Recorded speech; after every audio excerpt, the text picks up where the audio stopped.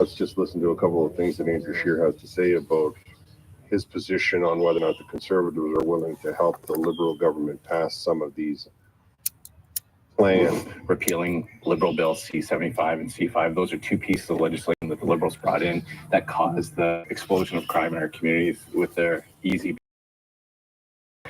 They could fully and completely eliminate the carbon tax for everyone on everything, including the industrial side as well, so that our Canadian manufacturers are not playing shorthanded against their American competitors.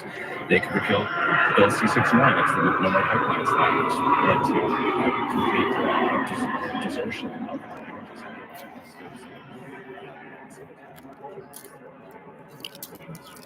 so there's some really easy things they could do that could bring forward to us that we support. We've been calling for it. We hope they steal more of our ideas, because that's what will, conservative ideas are what will improve the quality of life for all Canadians. You know what I know about the Liberal government? If these bills were impacting their neighborhoods, like if people were kicking indoors in their neighborhoods, they wouldn't want people getting out on bail. They'd be losing their minds. They'd be screaming for private security. They'd be screaming for the taxpayer to pay to have an RCMP officer live in their basement. I also believe that the Conservatives are the only ones that are going to be able to give Canadians what they need. And what he said at the end there is what I believe they need: a better standard of living. And standard of living that indicates affordability, that indicates quality, and that indicates peace, safety, security. And that's what a standard of living is. I don't want to hear about affordability. The Liberals are going to be talking about affordability, because you make $10,000, you can obviously afford to spend $9,999 of it. I want to hear standards of living, which is what Andrew Scheer is talking about. It's what we should all of Canadians be talking about. Why would you not want a decent standard of living? That'll show Trump? I mean, I don't get it. Mark Carney has had a terrible first couple of weeks. I mean, he's got a housing minister that says that housing prices don't have to come down after Carney campaigned on making housing more affordable. You've got Stephen Guilbeault still in cabinet saying mistruths, falsehoods about the energy sector, claiming that we don't need more pipelines because our pipelines are underused. Not mentioning the fact that billions of dollars invested in the energy sector has left.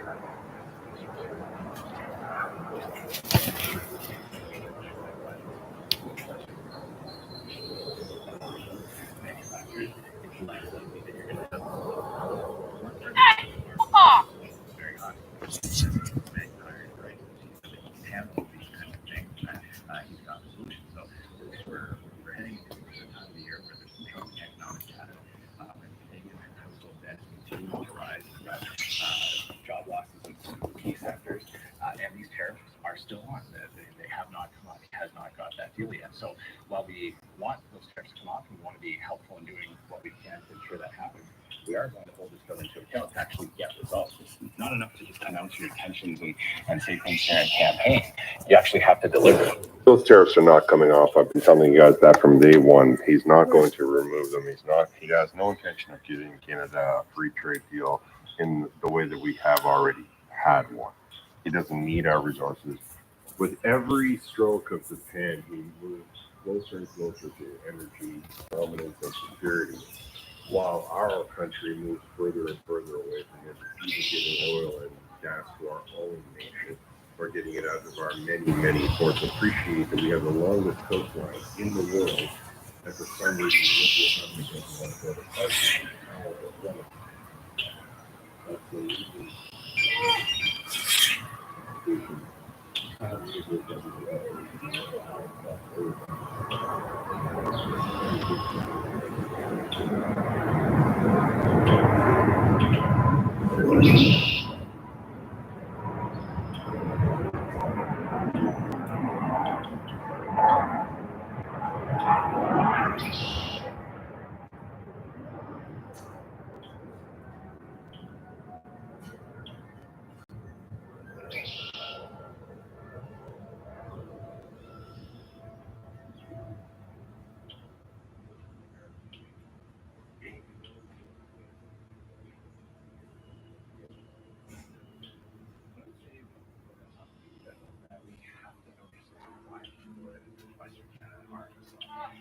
They're upset because their way of life has been attacked. They're upset because they have had to have that salt in the wound to create not only the people have their businesses go bankrupt. Some of those businesses in oil and gas are had to sell their equipment to U.S. companies who drilled on the gas in the basin that they were operating in Canada, and they're auctioning off their equipment at pennies on the dollar. That devastates communities and bankrupts business owners, and it lays off hundreds, if not thousands, of people. So we have to understand why people are upset. I believe that the best course of action to preserve that community is to have a conservative government that allows every region in this country to excel and to invest, to grow their industries, to be prosperous and successful in the United Canada. I believe conservative solutions will get us there into our country. quite bad with those trucks. They get pretty good.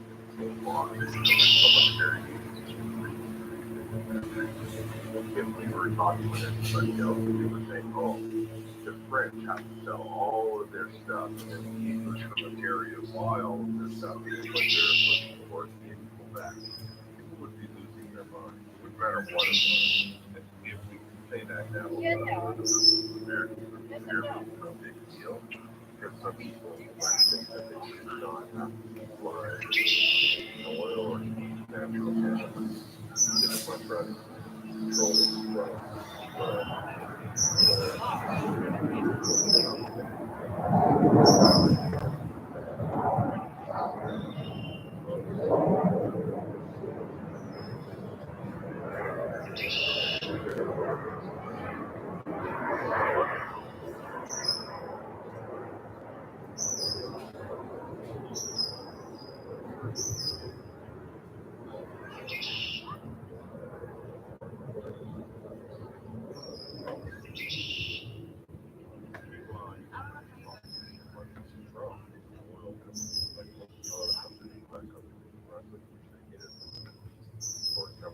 Pipeline that comes out of Maine, which starts in Texas, which they also get it from the except it has to be America first.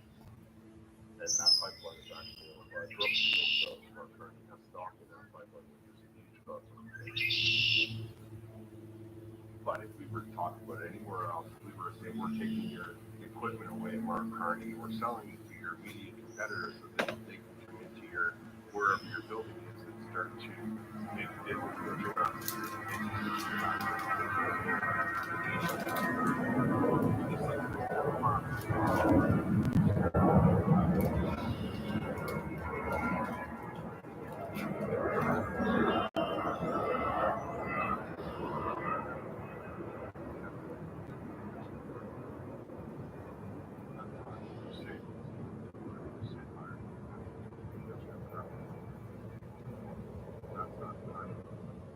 Fiscal plan that we should be looking for from a man granting, country's banks. And that's what we have, that's what we're facing, that's what we're up against. And people running around saying, oh, that'll show Trump. You're going to go hungry.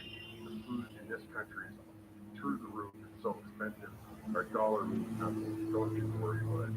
We're going to keep with Trump in some way, shape, or form. But I still have yet to have anybody make clear to me how that works. It is not incumbent on federal parties to do whatever they can not to take away from the stuff that you spelled out about why they needed, but isn't it incumbent on your part, for example, to do everything you can to dispel the idea of separation? I believe that the best way to resolve these issues is to repeal those bills that cause the unexpected meetings and termination, and that's how we're going to ensure that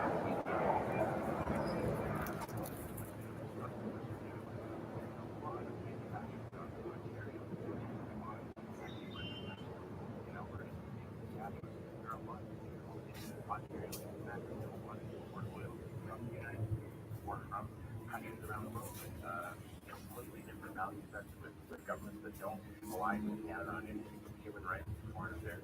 So there's a lot of good, not just the West, for sure. There's also profound negative impacts of those liberal policies are felt in Canada, but it's critically disappointing that it's not just to repeal these liberal bills across the country. New Brunswick supports them a lot of oil in the Middle East for their refining. It doesn't make sense to me. This is the kind of thing that I'm not conservatives are all such going to be responsible for whether or not the Alberta province is a referendum. Let's remember that the referendum that the Republicans on, they're all gone. They're all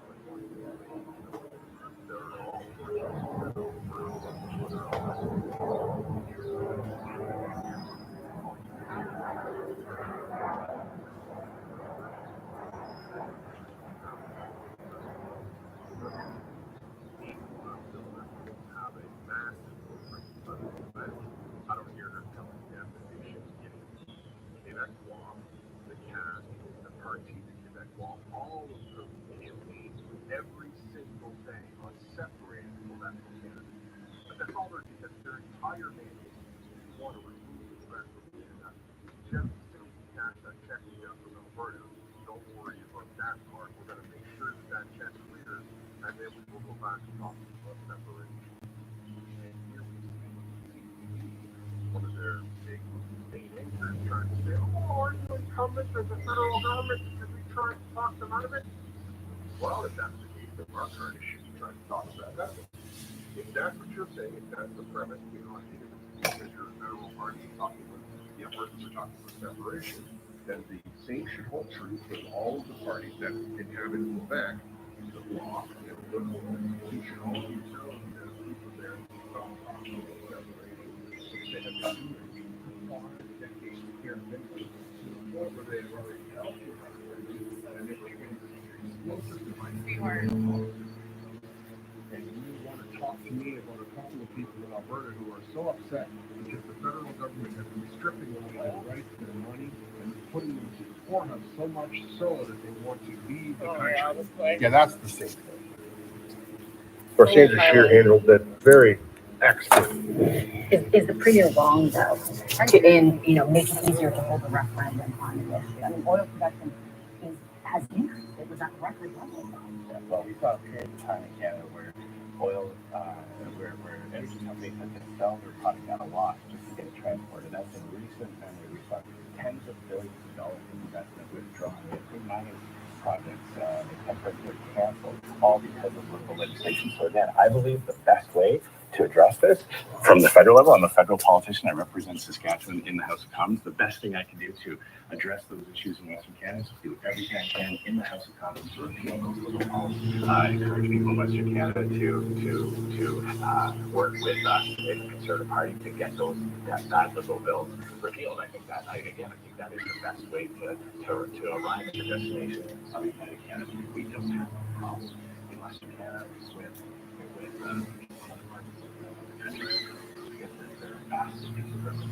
right now, I don't know that is damaging our world, damaging our ability to be prosperous. And once we alleviate that, I believe once we review it, then I believe we're going to see a lot of that money coming. First of all,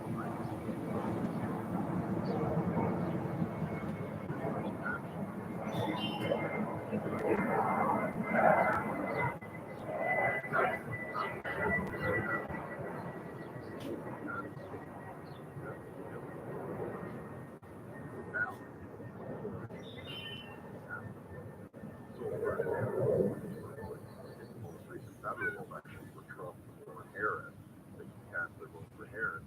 individually, state by state, they can weigh in on what they call typically called propositions. So in California, they only need 5% to get this proposition put on the ballot. And it could be anything. So let's take, for example, Alberta, and we'll say that a person wants to make a pipeline from Alberta to Churchill, and they want to turn Churchill into a shipyard. And they put that question on the ballot. They got enough people to support them, like they got the appropriate petitions, all the signatures. And now that question, so you'll go, oh, do I want to vote for, who do I want to vote for? And then over here, oh, how do I feel about this? Do I want to support this or not support this? That's all the Premier Smith is doing. And the other part is because people are like, fine, if you're, I'm so fed up with the way Ottawa is treated. I'm so fed up with going on today. I'm so fed up with not having these. I mean, the idea that you would see your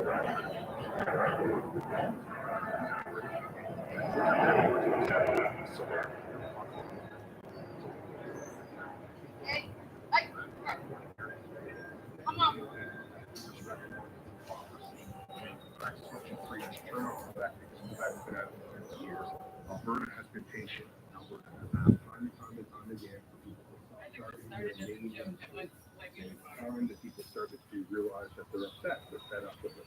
And I'll tell you something, because our leaders are those, they're probably next to here within the internet with Southern Ontario. You know what?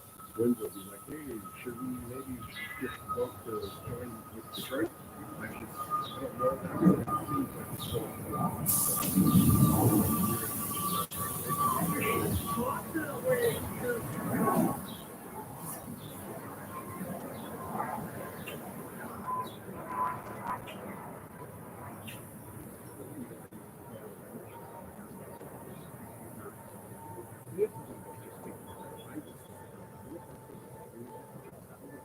Having the ability to raise our children with all the luxuries that the rest of the world affords. This is serious business, and you people think that you can just try to talk a bunch of lines and make everybody look the other way because you want to shame them into it. They're over this. They're past it. They gave it 100%. They gave all of the green agenda a try. They trusted you. They said, okay, fine, if you say so, we believe you. Let's give it a shot. Now, you can see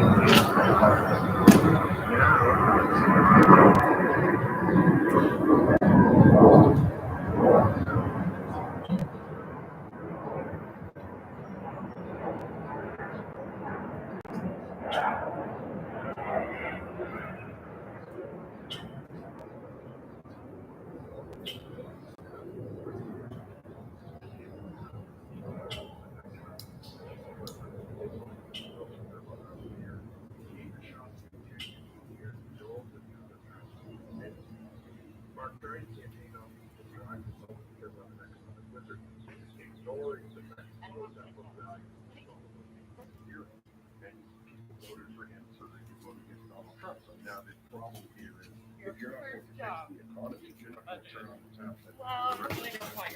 Everybody's so all that stuff. And if you allow people to have a pipeline, then you're not the man you said you were going to be, and you clearly are not the person that's going to lead this section of the country to prosperity, and that's what they're looking for. They're looking for prosperity. How to shop from Japan. Want to buy Japanese products but don't know how to buy? Dorzo help you solve all the problems. Ukrainian President Vladimir Zelensky snubbed Mark Carney and can't. I don't care. I could care less about fucking little boomer. I fucking got severe schizophrenic or split personality. I think he's a fucking comedian.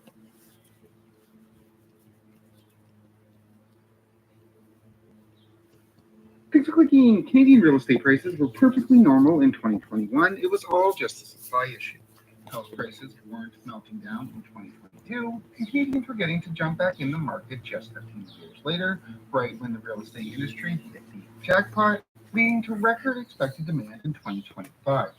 All of this according to the Financial Post. During that same period from 2022 until present, the benchmark price of a home in Canada dropped by over 20%. I'm doing everything I can. Yeah, given that the headlines persistently diverge from reality, you might get the idea that the Financial Post is not just reporting on Canada's real estate market. Rather, it kind of feels like it's trying to sell it. But it's not just the Post headlines that fail to match reality, it's the content as well, with multiple instances of its writers failing to read the things upon which they report, with regular contributor Haven misreporting on calls, Robert Lister also misreporting on calls with non-credible Canadian individuals. Mortgage, Peter and Greer's on Alabama, we get the idea that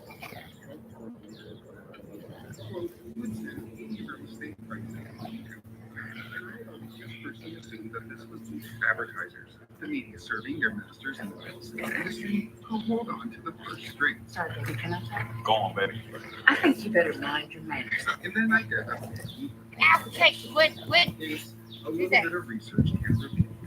So what I want to do today is take a deep dive into the Financial Post. Take a look at its board and the board's ties to the real estate industry. Oh, Go over fucking. how it earns its money, and then take a look at its majority shareholder, Chatham Asset Management. If you like today's video, there are a few other Canadian media outlets that persistently favor the real estate industry, and I do plan on doing deep dives into them at some point as well. Make sure you click like and subscribe if you want to get those updates, but for now, let's get into this board. Now, if you're a local business owner, listen up because I'm going to show you how to rank #1 on Google Maps and drive a ton of leads organically in the next.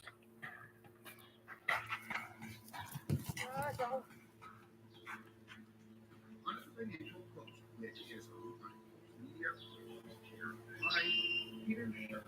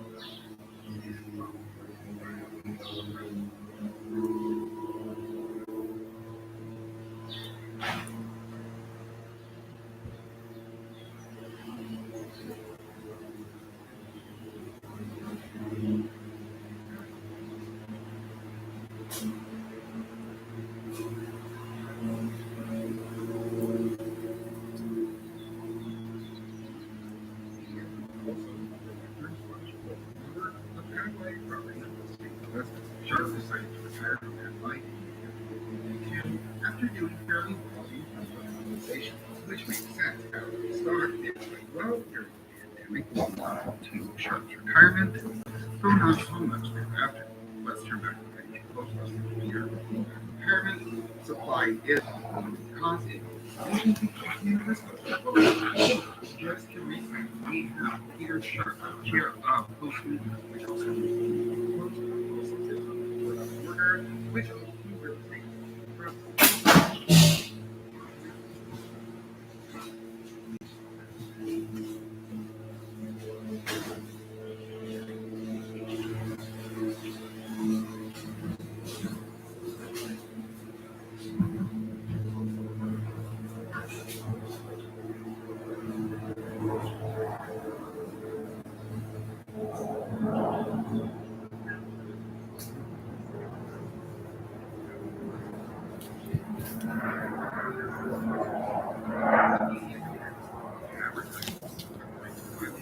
media advertisements represent about 50% of Post Media's income. Some of this, no doubt, comes from Post Media's Content Works platform, where the company interacts with advertisers to create impactful content. So, you're an advertiser, you're a professional, you go to Post, you they work on stories that represent the story that you want to get out to the public. kind of a big deal.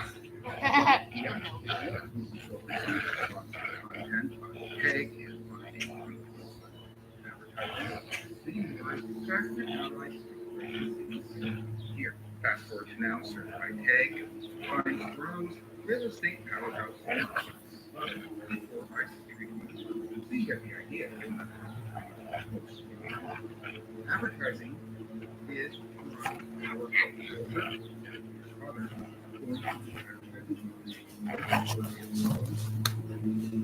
When?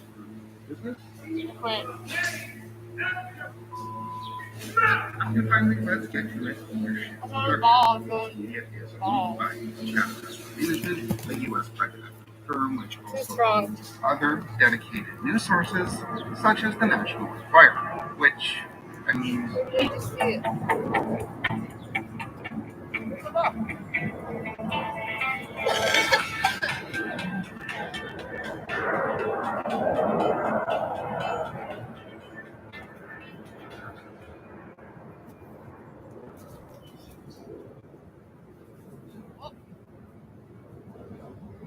This is part of first, fully immersive sleep system. Intelligent, adaptive. Be careful.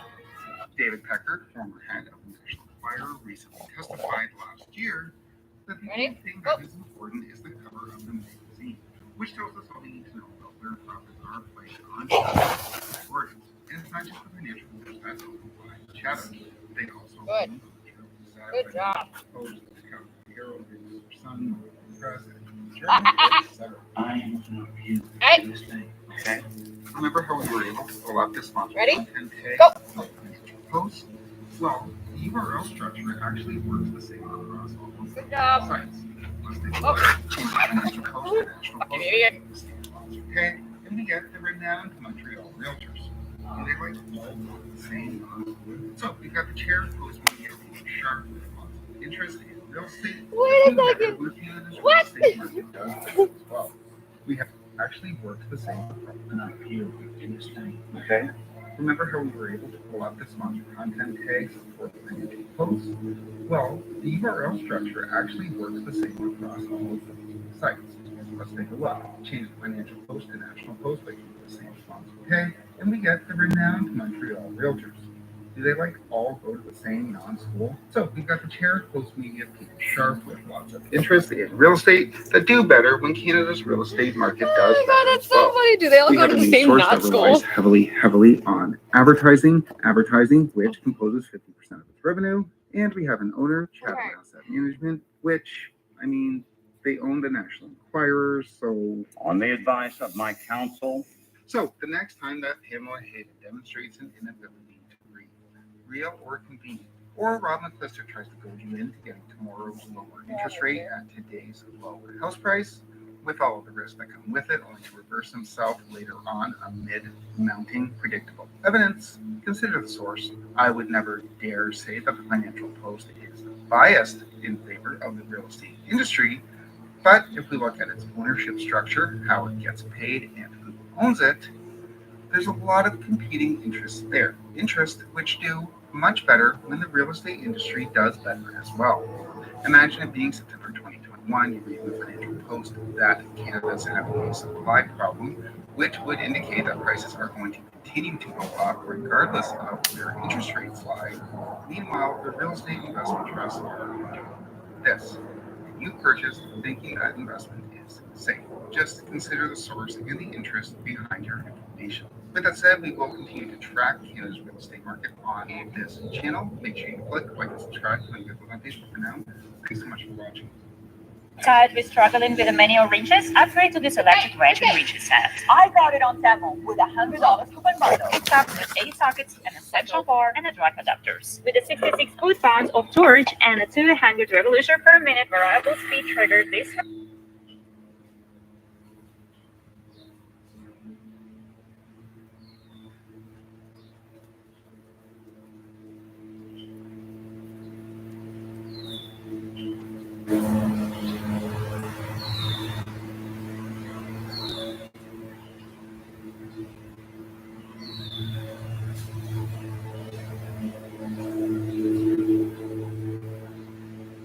Hey, do we all remember when Democrats called Trump a fascist? Fascist. He's a fascist. Fascist. Fascist. Do you think Donald Trump is a fascist? Yes, I do. But then Trump has been elected. the cheers coming up.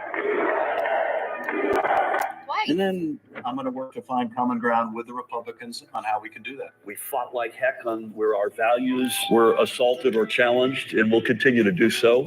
But that does not mean we will not aggressively look for common ground. After yet another most important election of your life, Democrats have neatly tucked away the F word and are once again excitedly collaborating with the Trump admin. If this was your first election, I'll tell you right now, this isn't new.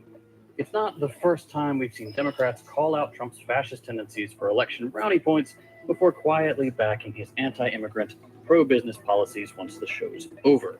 And there are 1,000 different explanations for this trend. We could try to understand it by looking at exit polls in specific districts, campaign donations, by focusing on whatever Fetterman is doing.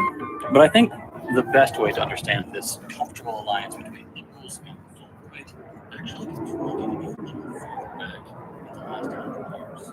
The last century is full of dictators. The U.S. pushed fascists into power in dozens of coups. The German center, national, and Christian right parties all folded for the Nazi Party, and so too did the Chilean Christian Democrats line up behind Pinochet. If we want to actually understand this link, though, we need to go even further back. Moments like these all came in the last few minutes before far-right leaders took over, and focusing on them makes it seem like liberals are only ever forced into supporting fascism when they have no other choice. And that's just really not true. Liberals kind of love fascism.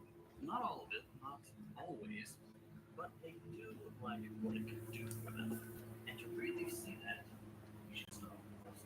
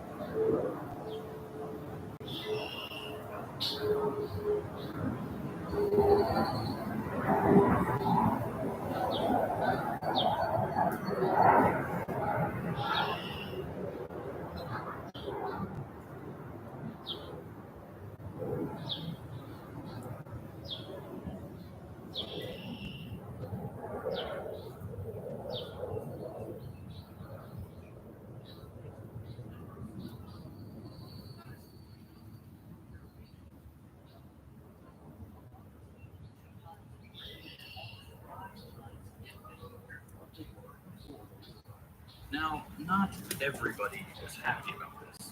Workers getting their fair share meant more and more of the wealth created at this time didn't go to business owners, like it usually did.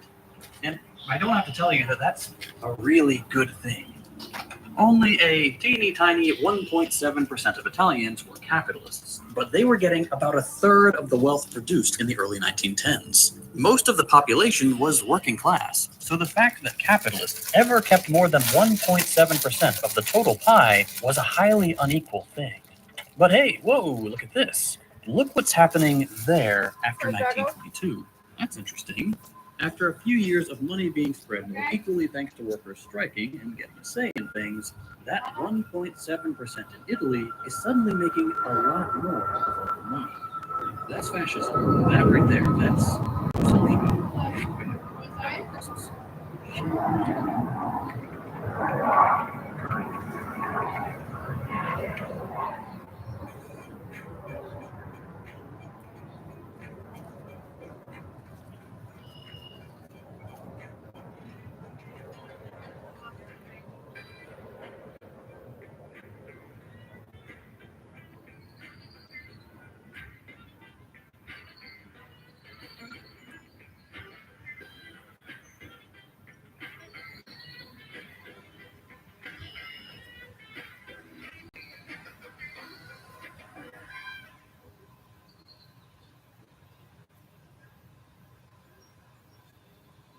If you're feeling a little stuck with your paper, Grammarly will always be there to provide you with new prompts, fresh ideas, and even outlines for your writing. It's an AI-powered writing tool that can help you with your writing from beginning to the end, with confidence while saving you time. And with so much AI surfacing the internet right now, Grammarly authorship ensures to prove that your writing is yours. It shows what is AI-generated, human-written, or copied from another source. Grammarly is truly an all-in-one must-have tool for all students.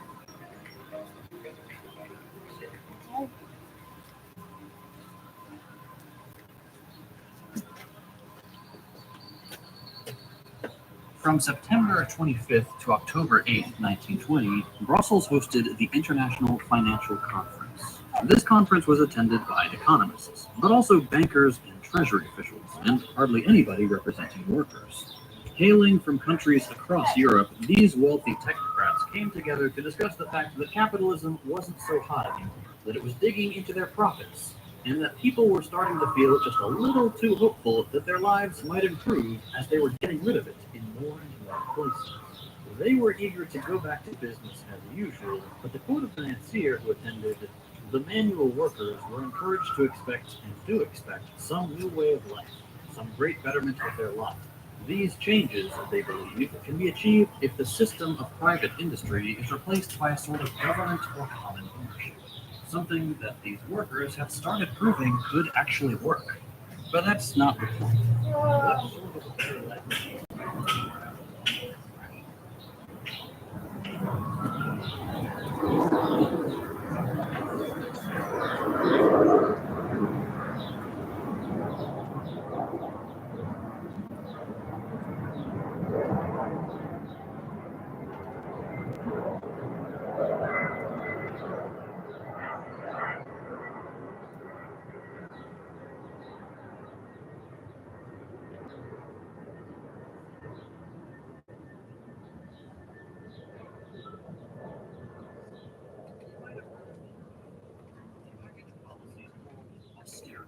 In 6 short words, work hard, live hard, save hard.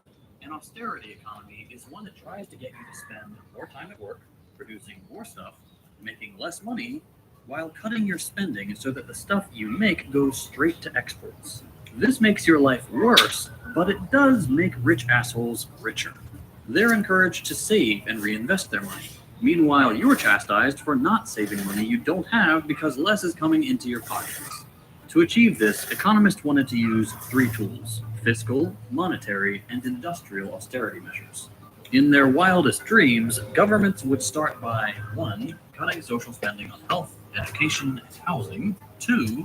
Increase taxes that mainly hurt workers, like VAT taxes on everyday goods, while at the same time lowering income and wealth taxes so that the rich pay less. 3. increase the interest rate. This benefits capitalists with enough money to lend out, since now doing so is more profitable, and it makes borrowing money more expensive for those living paycheck to paycheck. It also usually makes unemployment go up, which goes very well with 4. Privatizing and selling off state assets at bargain bin prices, deregulating away workers' rights, and going on a union-busting spree. This was their dream. Better? An opportunity to try out what they called pure economics. Where everyone just go Or back? accurately, economic policy that doesn't have to contend with what workers want. An economy where every human can be completely isolated from each other, preyed upon by those with more power, and made to work as much as physically possible before collapsing and being replaced by someone completely interchangeable from the economist's point of view. Whose dream was this exactly? These guys. Here are 4 Italian economists.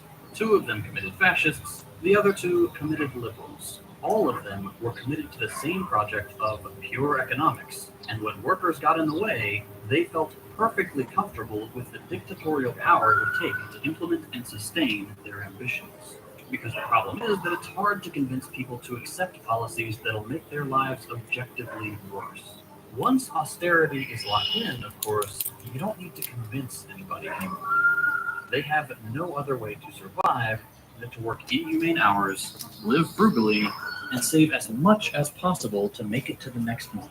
But before things run on autopilot, it was going to take a little muscle to get people on board. And that was what Il Duce was for.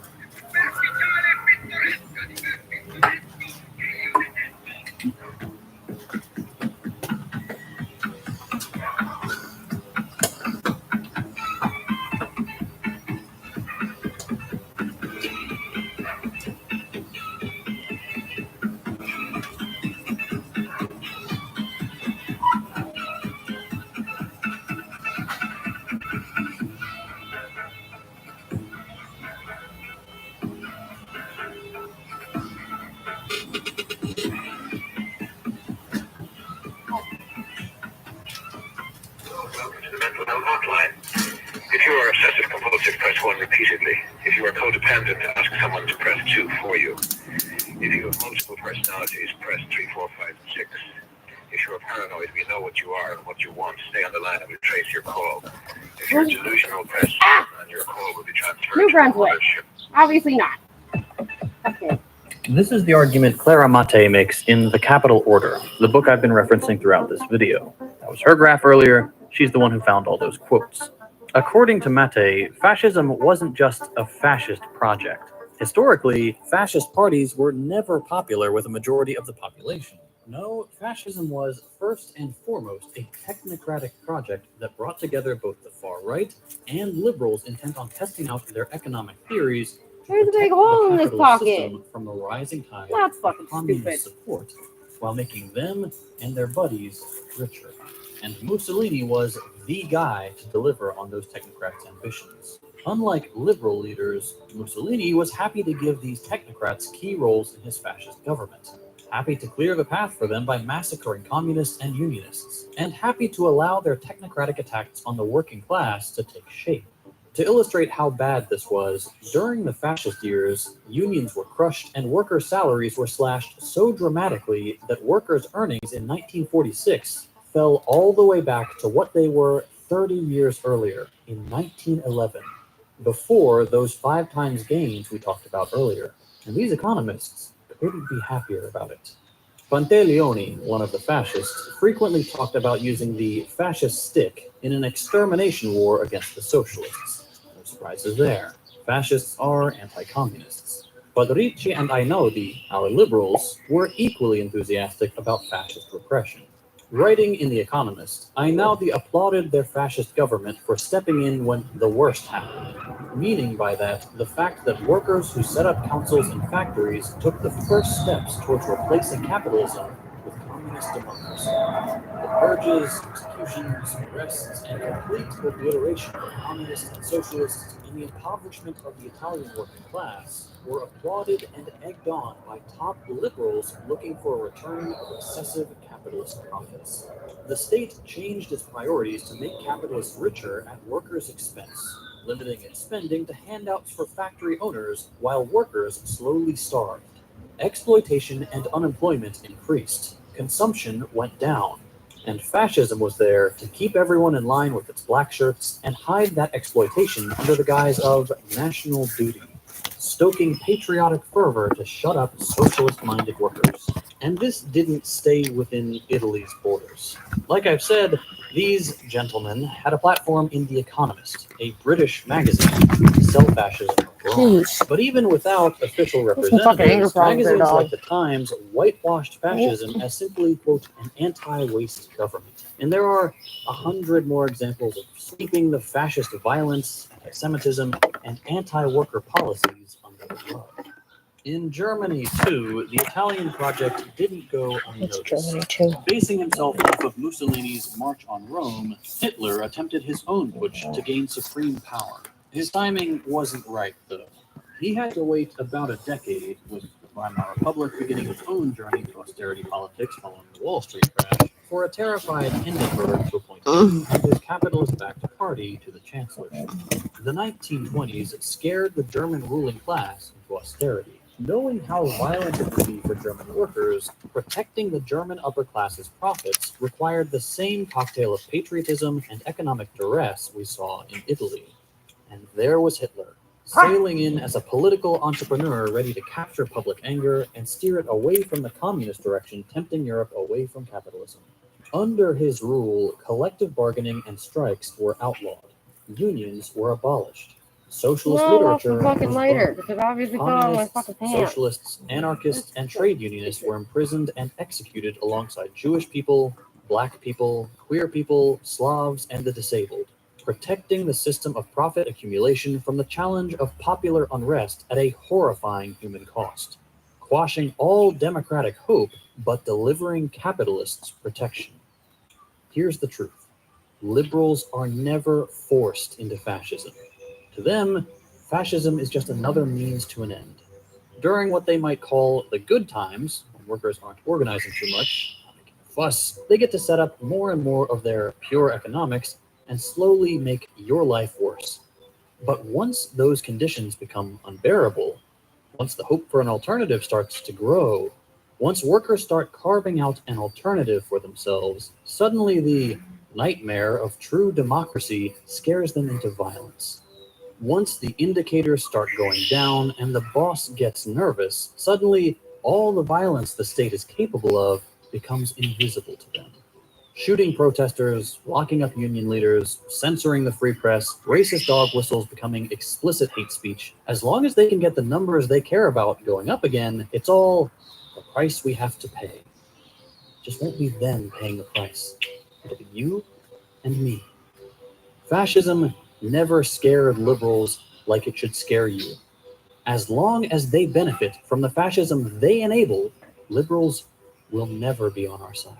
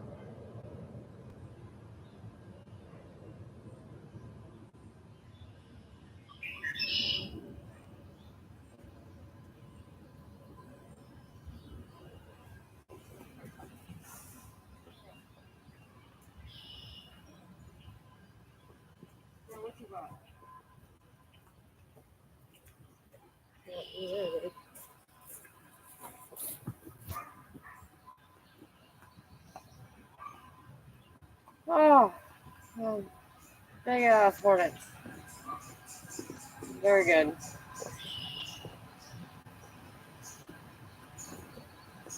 Sucks.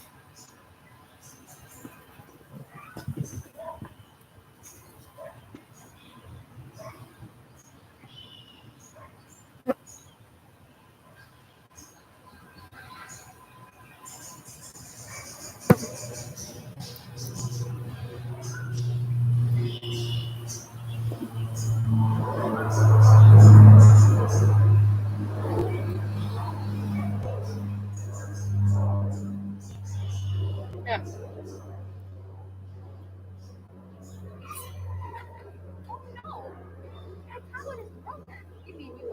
Still using. So today is finally the big day. Long anticipated since December 17th, actually. I know that day because the following day is actually when I came down and began the Christmas vacation right here in this RV. So I know that day like the back of my hand. This is far too long that we have gone without the government doing their job, without debates, without trying to push forward policy. This is absurd, and the conservatives are very, very angry. As you can tell, Pierre Poilievre is coming back with a vengeance, not in a negative way, but of course, Mark Carney has not debated ever in politics, and so this is going to be a huge, huge stepping stone for him to learn, and he's going to get absolutely destroyed. So without further ado, welcome back to the channel. Welcome back to another video. Everybody, before we get into it, I do want to encourage y'all to hit the like button and subscribe if you haven't already. It does really help grow the channel. And before we get into this video, I do have a message from today's sponsor. When I prepare my videos, I make sure that I know both sides of the story. That's why I use Ground News, and that's why I partnered with them. Ground News is a website and app that pulls sorts from cooking to global news. Do cover the story, but they keep it on the story, my favorite spot of Ground News. The blind spot plan, and you take some questions from reporters. But I found something that was kind of interesting, which I might have gone missed by a lot of people. And it's the fact that Pierre Poilievre, whenever he's done press conferences, it's always been on a live stream on his own channels. Now, I don't know if it's just, the feeling of a loss. Maybe it is, maybe it isn't. But it really feels like there's a shift in the political spectrum in Canada. It feels like something's happening within the Conservative Party. Maybe it's just being humbled. I don't know. Or maybe it's something a little bit deeper. Maybe Pierre is still kind of staying on as leader and front runner of the party until they find a different party leader in the interim without making a massive stink about it in the media.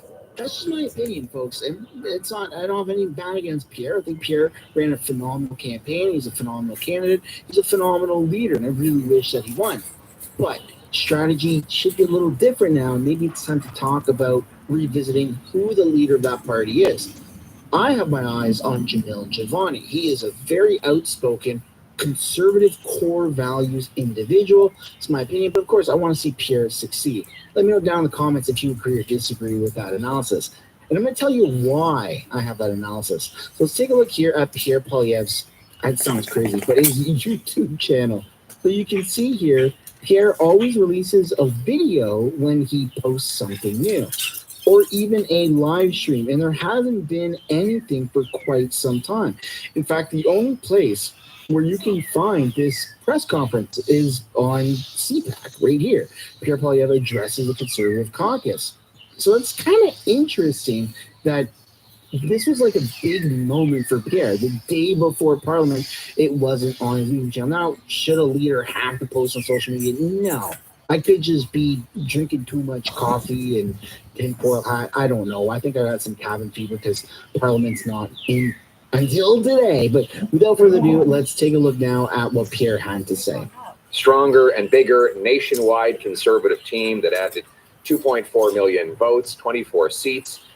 News of the recount in Newfoundland strengthens that and points to the fact that we've expanded our coalition to include union workers, young people, newcomers, and others who had never voted before. They voted for hope, for a change. And while we narrowly missed forming government, We now have every duty to fulfill that hope and fight for that change.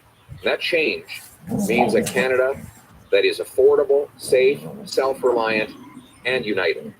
And those are our priorities for this session of Parliament.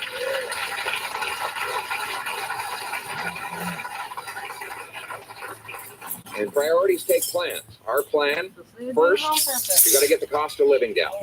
And we're going to be demanding a spring budget that reveals the true deficit, lowers spending, taxes, and inflation. Second, to get homes built by cutting taxes and red tape on construction. Third, to restore economic independence by unleashing our businesses and our resources. Fourth, to bring safety to our streets by locking up dangerous offenders and securing our borders. And fifth, speaking of our borders, we need to get immigration under control after a decade of liberal incompetence. Cost of living and budgeting. Right. Well, Mr. Carney told us all that, he said, I'd like to say it again and again, that a slogan is not a plan. Well, I point out that is a slogan, but but I'll tell you what a plan is. A budget is a plan. It's literally a plan. Wow. Wow. And at first, his finance minister said there would be That no awkward. budget this year for the first time outside of And COVID if there would be a in budget, it would be approximately 2 pointless decades. Because it would be so Then accurate. the prime minister came out and said, well, there will be a budget, but it will be in the fall when half of the fiscal year is over. How do you budget for something that has already happened? Maybe they think that budgets will balance themselves. We need a budget to cut bureaucracy, consultants, foreign aid, and corporate welfare to generate the savings for lower debt, taxes, and inflation. For too long, workers and small businesses have carried this morbidly obese government on their backs. They can't afford it. They can't bear it anymore. Lowering the cost of government will lower the cost of living. We must unburden our hardworking people so that they can go further and reach higher. With stronger buying power and lower taxes, our incredible workers and entrepreneurs will have their work rewarded, their purchasing power preserved, and our economy strengthened. And speaking of our economy, our second priority is economic independence for Canada. We all want a permanent end to tariffs with the US, and we will work with the government to help make that happen. I've already told the Prime Minister that we are happy to cooperate any way we can to bring about an end to this unnecessary dispute and restore our sovereign, not just our sovereignty, but also tariff-free access to the most successful international trading arrangement in the world. And we can't help but note that the Prime Minister promised during the election that he would put his elbows up and apply dollar for dollar tariffs that would raise tens of billions of dollars. Now, let's be clear. He said that it would raise $20 billion this year alone. And he published that in a platform released after he had quietly eliminated most of those tariffs. So how is he going to make up the money? And why did he put his elbows down when he said they were up? Look, despite the Prime Minister's doublespeak, we will work, as I said, to help him try and get a trade deal to put an end to the tariffs. But we also need to focus on making our own economy more independent and self-reliant so that we're no longer vulnerable to such international surprises. That means unleashing our industry and its mighty workers to make things here for ourselves and for overseas markets. It's not enough to say you want to build. The government must remove the laws, taxes, and rules that stand in the way. And that's why conservatives are proposing practical and real removal of obstacles, and the industrial carbon tax, the energy caps, the electric vehicle mandates, the no-new pipelines law, the West Coast shipping ban, and more. If the government agrees to these changes, we will move as early as the spring to pass them all. They have our word. Let's remove the obstacles. Let's harvest our resources. Let's make Canada truly independent. In doing so will allow us to be self-reliant from the U.S. by building mines, pipelines, nuclear and LNG plants, hydroelectric dams, and so much more. We must be the fastest place in the OECD to get a building permit, and we must have the lowest taxes on work, investment, energy, and home building. And speaking of home building, that brings us to our third priority. Conservatives will fight to free up land, speed up permits, and cut taxes on buyers and builders. We must restore the dream of home ownership that has been lost over the last Liberal decade. We want those houses to be in safe neighborhoods. We want those homes to be in places where children can play outside, where seniors can enjoy a walk, where cars don't go missing in the middle of the night. And that is why this session we will fight to end catch and release bail, house arrest, multiple murder discounts. We'll push for treatment and not drugs to free our loved ones from the clutches of addiction. We want a drug-free Canada where people can get back on their feet and have hope. And we want to restore sanity to our immigration system. We must end the out-of-control Liberal immigration by reducing numbers, capping population, deporting criminals, and integrating newcomers. Canadians are a welcoming people, but our healthcare, housing, and job markets are now overflowing because population growth has been too fast under the Liberals. We must also ensure integration. We must ensure that foreign conflicts are left at the door. No more rampaging anti-Semitic riots on Canadian streets. Someone's keeping the fucking unit vote going. They're going to vote for you. So once again, our 5 goals for this session: bring down the cost of living with a budget that cuts spending, taxes, and inflation. Boost home building by cutting taxes and regulatory red tape on construction. Third, unleashing resources and businesses to free our economy from dependence on the U.S. Fourth, restore safety on our streets by repealing Liberal laws, locking up repeat offenders, and securing our borders. And fifth, getting immigration under control. These are our goals, but our mission can be summed up in one word: Great plan. hope. De l'espoir pour les Canadiens qui travaillent fort. On va être leurs champions. Leurs préoccupations sont les nôtres. Leurs causes sont nos objectifs. Ils comptent sur nous. Ils croient en nous. Ils ont voté pour nous pour un meilleur avenir. When we expose Liberal failures, when we argue about policies, we don't do it just to hold the government to account. We do it because we want things to get better. When we act as a government in waiting, we do it to provide the hope that things can and will get better in a future Conservative government. We will present ourselves as a government in waiting to ensure that people know that that hope remains. The hope that our youth will one day be able to move out of their parents' homes and into their own, start a family in that new home with happy problems, like having to get out of the car when you get home from work to remove the hockey net so you can get the car into the garage. Knowing that kids were playing safely there after they got home from school, and that they will be in the House of Commons procrastinating about their homework.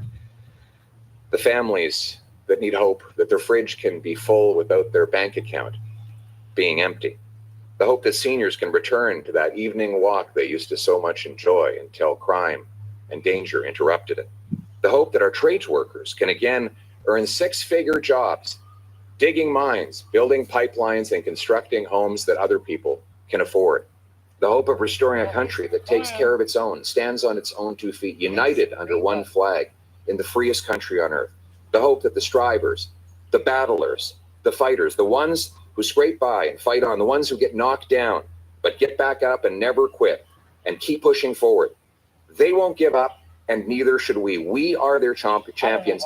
Their worries are our concerns. Their cause is our purpose. They are counting on us. They believe in us. They put their hope in us, and we will fulfill that hope for our people, for our country, for Canada, now and forever. Thank you very much. Merci beaucoup tout le monde. Thank you.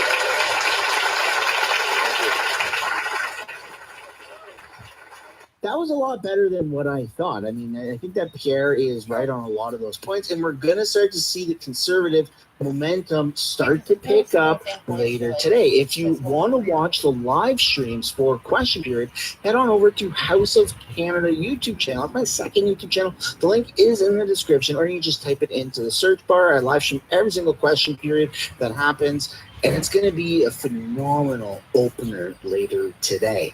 Again, I'd like to pass a question off to you as we conclude this video.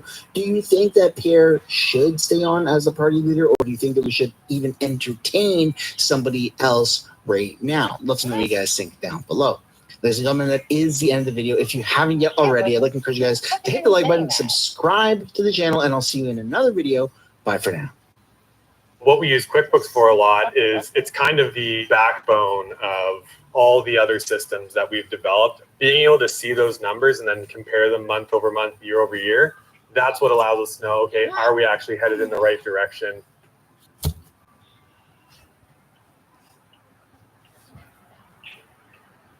Who was going to tell me that all I needed was one bra for every single one of my tops? This right here is a supportive comfort wireless shaping bra from Shaper. I am just obsessed with the extra band coverage that it allows on the bottom for a smooth shape and form fit. There's also modern foam cups inside the bra. It provides unbeatable comfortability, support, style, and lift. It is completely wire-free. However, it is just as supportive as wired bras. It has buttery soft fabric for ultimate comfort. My most favorite part of all is the Sweetheart cup line. I honestly just wish that I knew about this bra before.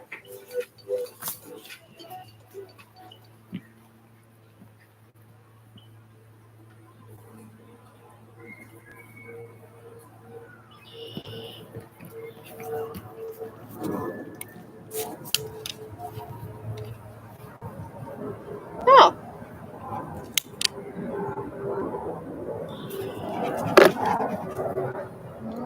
Way worse.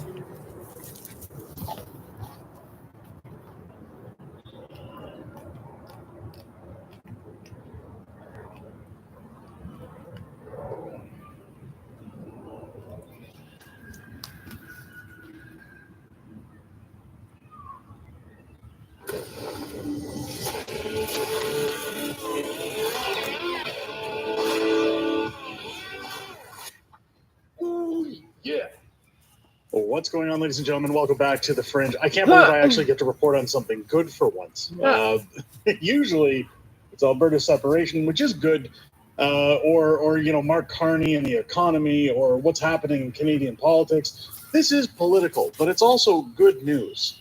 In fact, I didn't see this coming anytime soon. Now, I've often said that when you follow the mainstream, even though you don't want to get your news from them, your sources from them, one thing you can always count on is that insiders have their ears to the track, that they find out things before we know them through people that they have close contact with of power. Often, and you can always cite back to the Canadian election, there was rumor all the time going around there's going to be an election in the fall. No, it's not going to happen. And then those, you know, rumors kind of fizzled out. New Coppertone Sport Base. The one that's lightweight, stops up to 98% of you. But then as the rumors became strong, rumor was Justin Trudeau was going to call the election. Rumor was Justin Trudeau was going to step down. Rumor was Mark Carney was stepping in. Anytime the mainstream shell prostitutes start to pick up on certain trends, you can always tell that something isn't sitting right in La La Land and that things are having a shift. A new shift is happening around Canada and the United States, and it's one that we need to talk about today. I'm going to start with a post about The View. I know nobody gives a damn about The View. No. I certainly don't, but it's important because there's a shift going on in culture right now. People are waking up. After losing billions of dollars in the entertainment industry with their woke, DEI, strong independent woman who don't need no man materials, Bob Iger has shifted Disney's outlooks, their projections, will say. Disney CEO Bob Iger and ABC News president Alman, I don't care, have advised the hosts of The View to tone down their political commentary. Executives suggested the daytime talk show adopt a more balanced format with increased celebrity and lifestyle content. So this is coming after just a couple months of Donald Trump.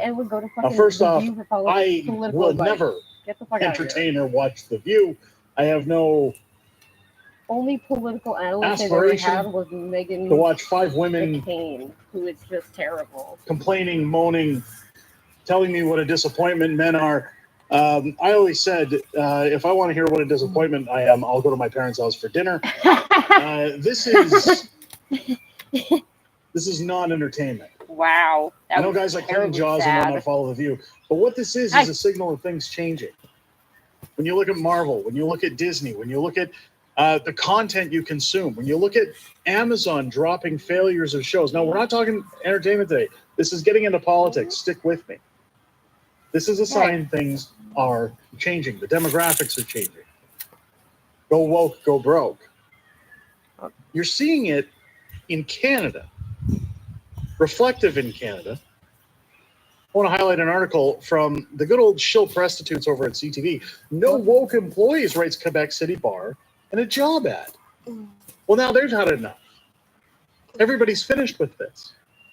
Even though most of the country wanted a change in government, and a small pocket that typically resides in this area votes for DEI hires, votes for wokeness, votes for the same old liberal government that's going to bend them over and take from them. They're now saying no woke employees. Let's cover this, and then I got another one to show you guys.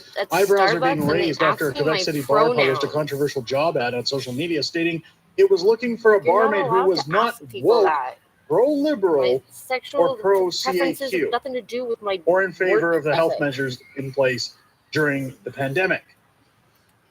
That's pretty to the point. I'm going to be very clear on my position, reads the Facebook post, that Le Bar Sport La Vegas on St. Anne Boulevard in the Lamalu district. I'm sorry if I'm mispronouncing any of that because it's French. I don't want someone who during the pandemic would have called the police if their neighbors had visitors. The publication, which drew a mountain of criticism, has since been taken down. Well, look, they have the right. They have the right to choose. They don't want their business to be affected by woke DEI hires. I have to say that in the nicest way possible. When reached by telephone, Nouveau Info, the bar owner, insisted he should have had the right to cherry pick his employees. We're not in the 1960s or 70s anymore, argued Richard Poland. People who used to hide, but I'm not hiding. Don't I have the right? As for, you can see the post in French here. It says here, the Charter of Human Rights and Freedoms prohibits discrimination when it comes to hiring. Keep that in mind. You're not because supposed to I be have able to something else to ask show me you my guys. sexual Rules for thee, not for me. orientation to hire me. It's The ridiculous. Charter of Human Rights and Freedoms prohibits discrimination when it comes to hiring, particularly regarding an individual's political beliefs in addition to race, sex, age, Yeah, explains they asked employment me all lawyer those things for a fucking Marie Starbucks Michelle Savard. Now, application. again, rules for thee, not for me. Remember all of that when we get to our next clip. If a person is rejected because of their political opinions, they can appeal, she added. Yeah, but to who? Renaud Poulin, Fucking president who? and CEO of corporation de properties, de bars, barcies, and taverns in Quebec, says he's surprised at how Le Bar Sport La Vegas, or basically Vegas Sports Bar, is operating. We've never seen an establishment hire someone based on political convictions rather than availability, he said. Now, if you're a local business owner, listen up because I'm going to show you how to rank #1 on Google Maps and drive a ton of leads organically in the next 3 minutes on this video. My name is By Cole only Bollinger, and I hiring help over councils, 2,000 local businesses rank #1 on Maps. Poulin adds that the Vegas Sports Bar is no longer part of the CPBBTQ, so it cannot intervene in this matter. Now, I'm not sure what the CPBBTQ is. It is what I mentioned earlier, Corporation of Properties and Bars in Quebec and Businesses. My apologies. Now, why this is important is companies have done this for a long time. Companies cannot openly discriminate. Yes, it's within the Charter of Rights, but they used to do a process whenever I was hiring, usually with applications, people could decide based on somebody's attitude, their outlook, the answers they provided. Keep in mind that when you interview for a job, they already know your qualifications. They're not interviewing you because they want you to repeat what's on your resume.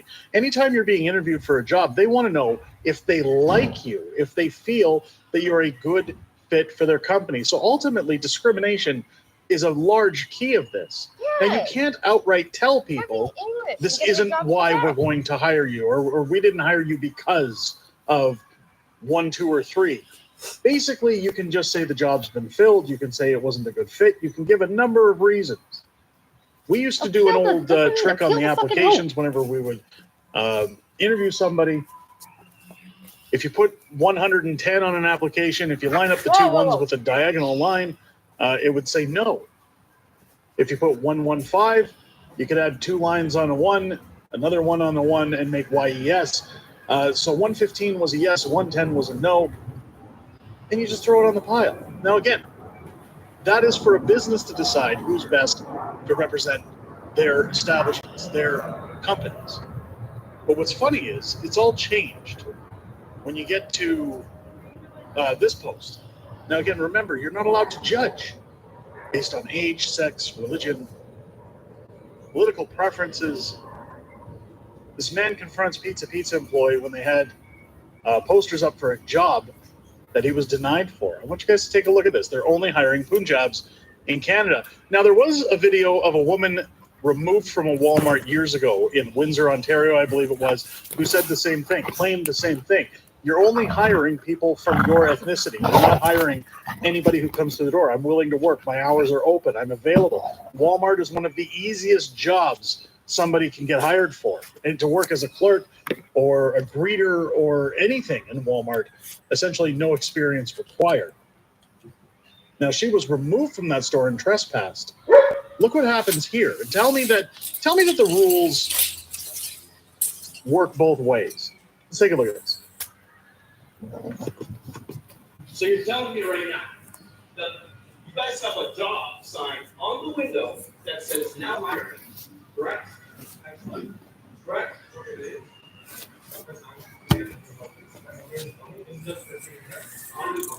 I know what it is though.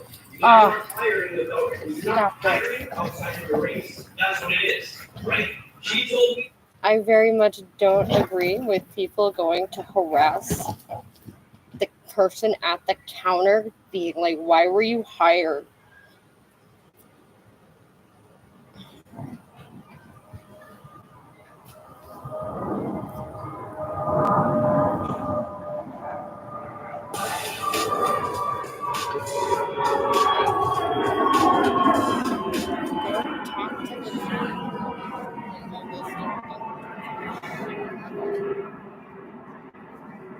I got a job fucking doing the cash. Like, go fucking get shit to the fucking corporation.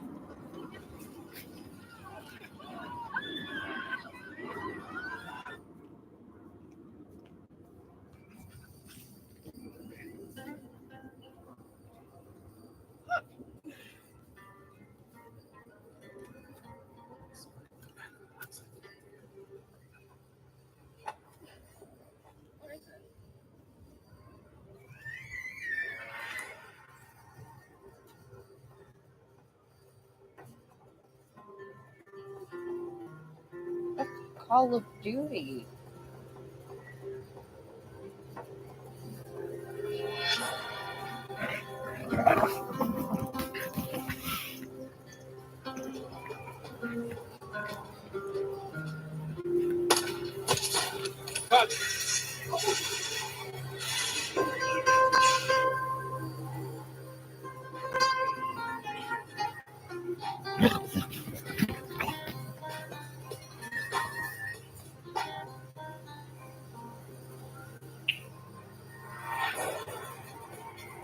We need positive ID on Gobrani before we kick this off, please. Yo! That's pretty fucking intense. What are most games about? Escapism? Try again. Winning? Conflict. Killing. Conquering. This is where the U.S. Army is recruiting the next generation of soldiers, the gaming world. You a guy you play Call of Shut Duty? the fuck up. There you go. Reskin. I fucking despise Call of Duty. I fucking We're despise going to people who play Call of Duty. It's a stupid fucking game that doesn't take any actual skill. Take a look at 6 days in Fallujah. To search in Gamer every girl, house. I play We Call have of to search Duty. in I every have room. pink cow Then we have to weed out skin. every insurgent. I'm playing a real fucking game, Should baby. real life events be used in video games? Obviously not. You guys are fucking talking about like kids being exposed to violent games with killing, like. I don't think we're killing enough. Killing. Conquering. We stand with Israel. I love Israel. I love Israel. The bond between our two countries is unbreakable. The eternal friendship. Relationship is very important. We are you and you are us. The dehumanization of Muslims that confines us to an extremist Okay, narrative in okay. mainstream media is nothing new. And Leave it consequently, alone. people have become immune and desensitized to killing, especially the killing of Muslims. Oh yeah, playing Minecraft. If you want to find out your kid's a fucking psychopath, let him play Minecraft. He kills a horse. Fucked up. In 2021, a Super video game fucking- called Sniper Ghost Warrior Contracts 2 was released. Notice, by the way, how the bad guy is wearing a keffiyeh. This is a theme we'll be returning to a lot in this video. So that game was released in 2021, and on June 5 of 2021, a promo event for the launch of the game was held. The event was actually a crash course in counter-terrorism military training, and a great case study in how gaming industry glorifies violence against Arabs. YouTubers and gaming reporters were invited to the event, which was held at a facility which flew a Trump 2024 The Revenge Tour flag on its main building. And decorations included a pile of rotting meat next to a decaying pig head. And reporters then ran through a combat scenario against actors dressed in white robes and keffiyehs. These actors were white actors hired to play Arabs. Let's see. Hi, get over it. The best Come on. experience I ever had at a Come press on. game, period. Sniper Ghost Warrior, Come this here. makes you want to play the That's game, right. buy the game, talk about the game, experience. Yeah, that's right. So the reporters were asked to hold their fist in anger Good as job. they faced the role Oh, players. sorry.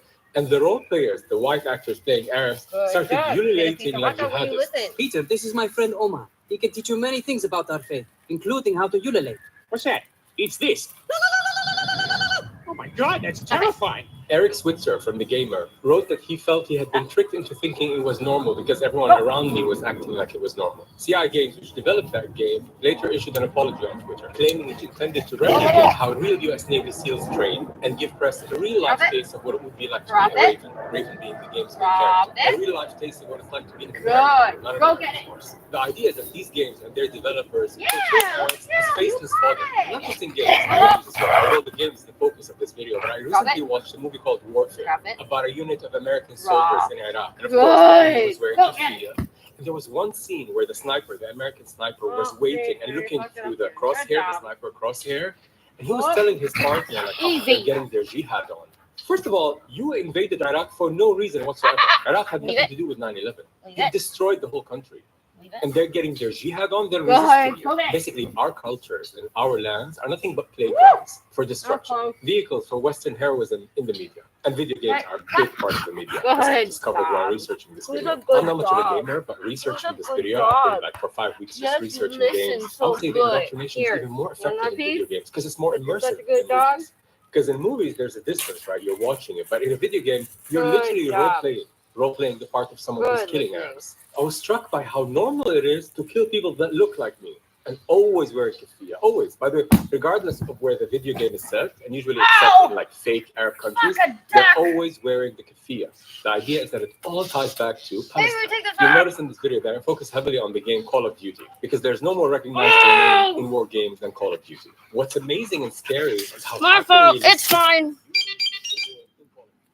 dangerous portrayal of good versus evil. Notice how they portray the American soldiers as caring for what happens to the kids. But regardless of the aspect, whether it's Call of Duty or others, all have the same depiction of religions. They are designed to desensitize the player to the idea of killing, to the humanity, especially Palestinians. I thought the super long rope was stupid, but this is more stupid because it's too short. Easy, as we can evidently see today. You pretty much take it all. Fridges, dishwashers, dressers, drawers, Dealing with stuff. Oh my god, it hurts so much. You don't even know your dog. God damn. uniforms. Her name is Ella Cohen. She made it anonymous. She hid the faces of the soldiers. She was at a bus stop with 2 Israeli soldiers. She overheard them talking about what it's like to be in Gaza, literally saying that killing Palestinians was like a video game. And she ended the post, that's the part that got me, with, please save us from ourselves. Like, please save us, the Israelis. Oh my God, they're so indoctrinated with the idea that they're victims, even when she's highlighting the horrific situation of 2 men boasting. And she said in her post, by the way, they were talking knowing that they're being heard by everyone. So they were proud of what they did. And as horrific as that is, she still feels that the world needs to save Israelis. Save you from what? Get on a plane and go somewhere else. Make a statement. Leave that country. You can. The world welcomes you. Unlike Palestinians, you can enter anywhere. So go. Save us from... Who's going to save you? You save yourself. Completely ignoring the fact what's on the other end of this. There's a video that I will never forget of a girl talking to her mom, a Palestinian girl, fantasizing about what her shroud will look like, that she will be wrapped in when she dies. What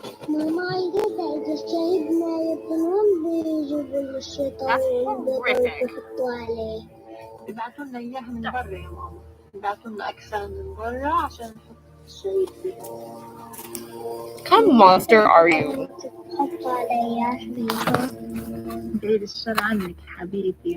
This is what's on the other end of this video game that the Israeli soldiers are playing.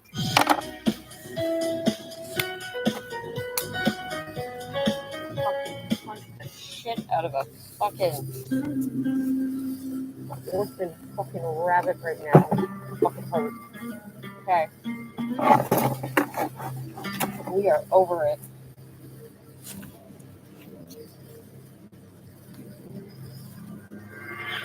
In Modern Warfare 2019, the reboot of the popular Call of Duty series, a 10-person multiplayer kill streak rewards you with white phosphorus, an odorless, waxy chemical you can drop on the battlefield to kill dozens in one fell swoop. Yes, white phosphorus, which causes severe skin damage and eye burns, as well as damage to the respiratory system, has been dropped on Palestinians in Gaza during this genocide. And it's just a reward in a video game. The white phosphorus, by the way, was a very controversial addition to a game that was already quite controversial, Call of Duty, because it has historically dehumanized Arabs while leading to its connection to the military.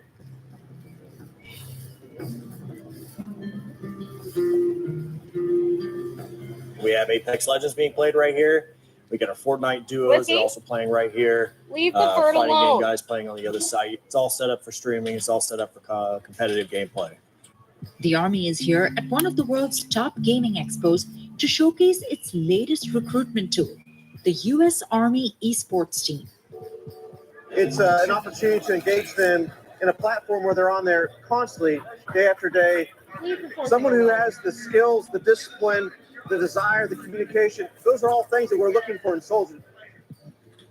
All we're doing is pulling the curtain away and showing you who we are as people. By the way, the U.S. Army's pipeline from gamer to soldier is no secret. But new documents show the military's recent detailed plans to spend millions to recruit Gen Z through gaming-related sponsorships and ad campaigns. A few weeks ago, a long-running video game franchise was quietly laid to rest. And don't worry, I'm not talking about Sonic or Mario or Madden. As far as I know, those are all still safe.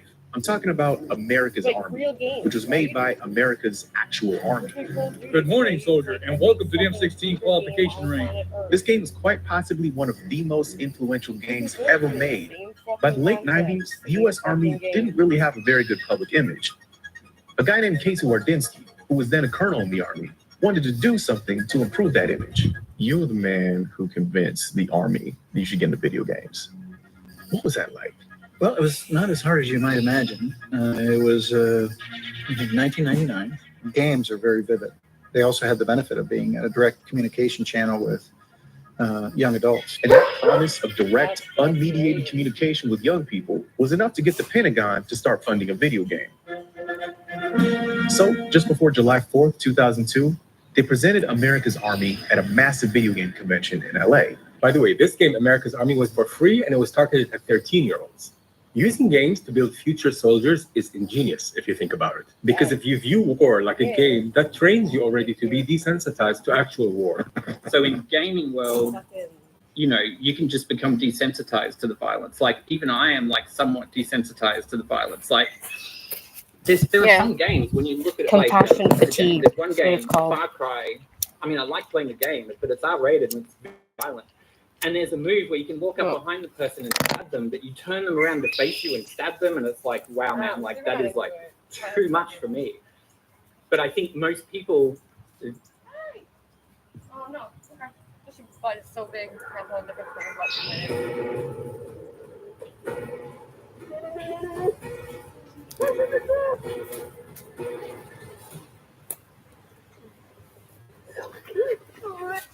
become so desensitized that they lose the capacity to gauge that, and they go, oh yeah, that's just a thing, right? Like that's just a thing that happens in the game.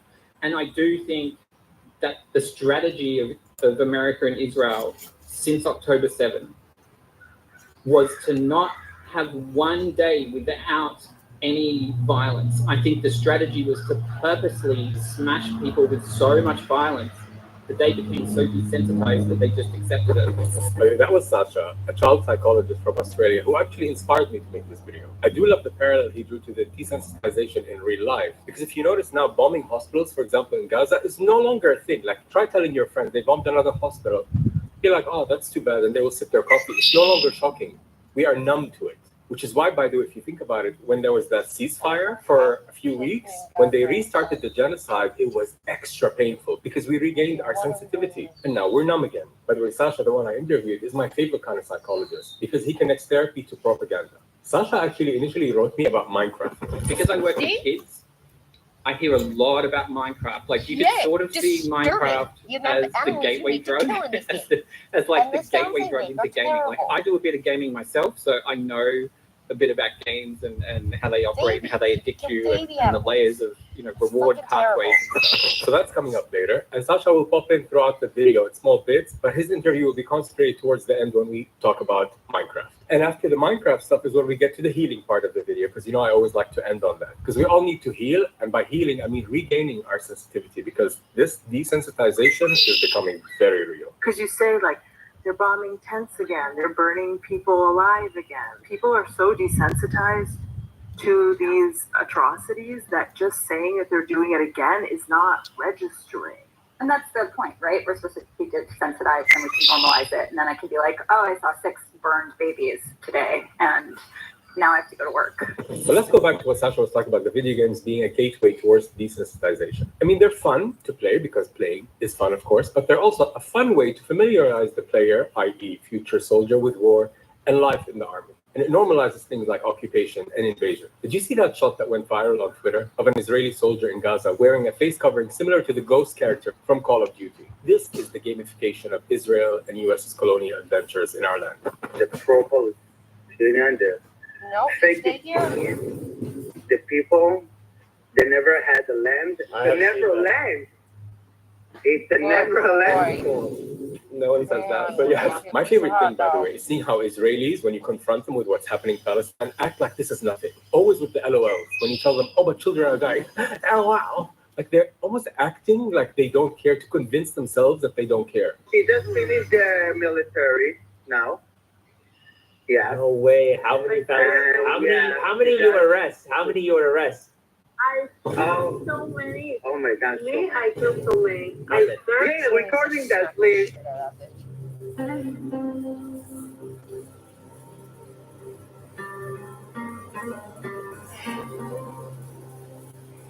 It gets worse, by the way, because there were Telegram pages dedicated to those babies that were burned. Remember how they were telling us over a year and a half ago that there were burned Israeli babies that turned out to be fake? Well, we have pictures of Palestinian babies that are being burned all the time. And there was a Telegram page of Israelis laughing.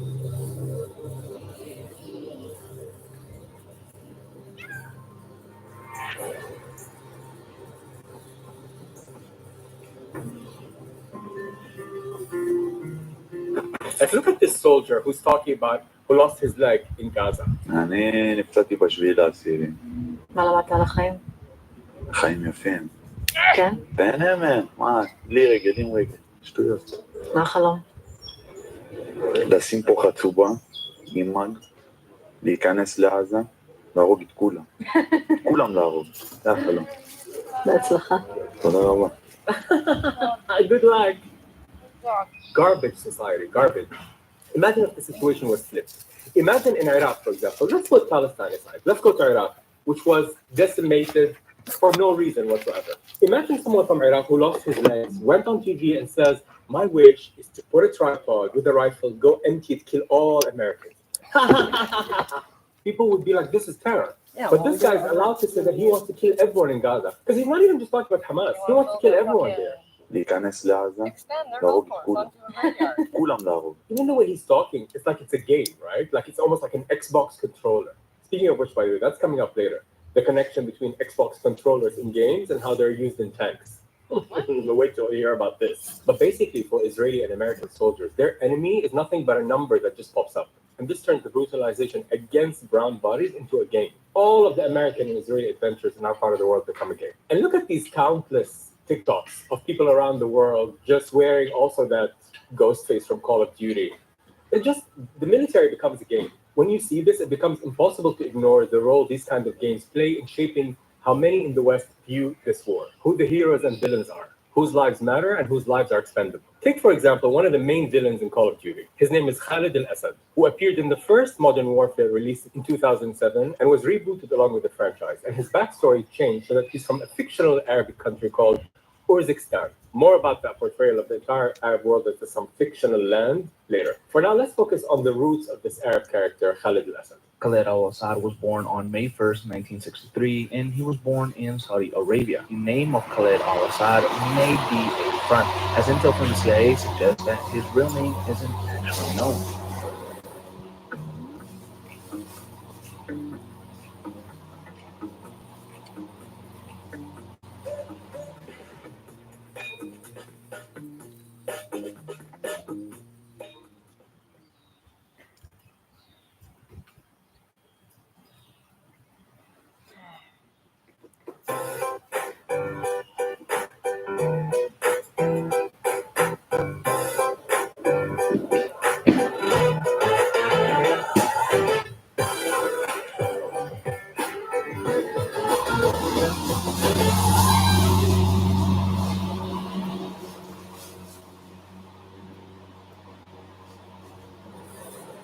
Nice script. What's his name?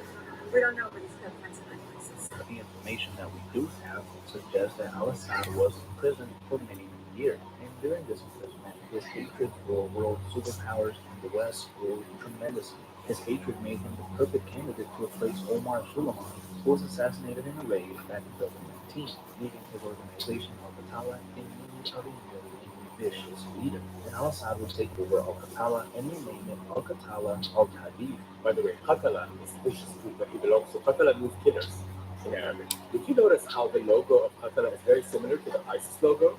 Which, by the way, something interesting about the ISIS logo. I've always noticed this. It's written by someone who doesn't speak Arabic. Allah Rasul Muhammad. It's supposed to be Muhammad Rasul. It's supposed to be, and Muhammad is prophet. Yeah. But it's actually written Allah is Muhammad's prophet. So this logo, ISIS, no, that's not written by someone who understands that. No, that's the part Let's just say that. Anyway, the logo of Qatar and Call of Duty is very similar to ISIS. And notice again how the fighters are always wearing kufiyah, making all wars synonymous with Palestine. The goal is to keep conflating the war on terror with Palestine and Palestinians. By the way, when Israel and US officials use the words war on terror to justify what happens against Palestinians, they're not being deceptive. This isn't hypocrisy or doublespeak. When they say the genocide in Gaza is defensive and justified, they mean it. When they say that the killing of over 1 million babies in Iraq over a decade of sanctions was worth it, they mean it. They're not saying one thing and meaning another. These are their values. And actually, someone by the name of Shahid Bosen says this beautifully. Let's listen to him. Or let's listen to me playing it. They are acting on their values with consistency and continuity. The many massacres against innocent civilians does not trouble their conscience. They know that you stepping on a thread troubles their conscience. They'll see anything good with you about it. They feel they've done something good. You have to understand this, because if you don't, you will severely and dangerously underestimate their danger. And you'll make the fatal mistake of believing that you can ever appeal to their sense of morality, that you can ever appeal to their conscience. And you make the catastrophic mistake of trusting them. With their intentions and more money. There are tens of millions of their victims crying out from their graves, telling you not to trust them. You know, just like someone watching a horror movie and shouting at the screen, telling the main character, "Don't go down that dark alley." If you could hear the voices of their millions of victims, they could tell you exactly what's going to happen to you if you listen to them and if you trust them. If you're Muslim, or you're not white, or you're not rich, you need to recognize that they have zero moral hesitation about this. Yes, there you go. Outside America, or even inside America, it's the same today. The worst thing you can do is ever underestimate this reality. Listen, just like with an individual, you can learn what their values are by what their actions are.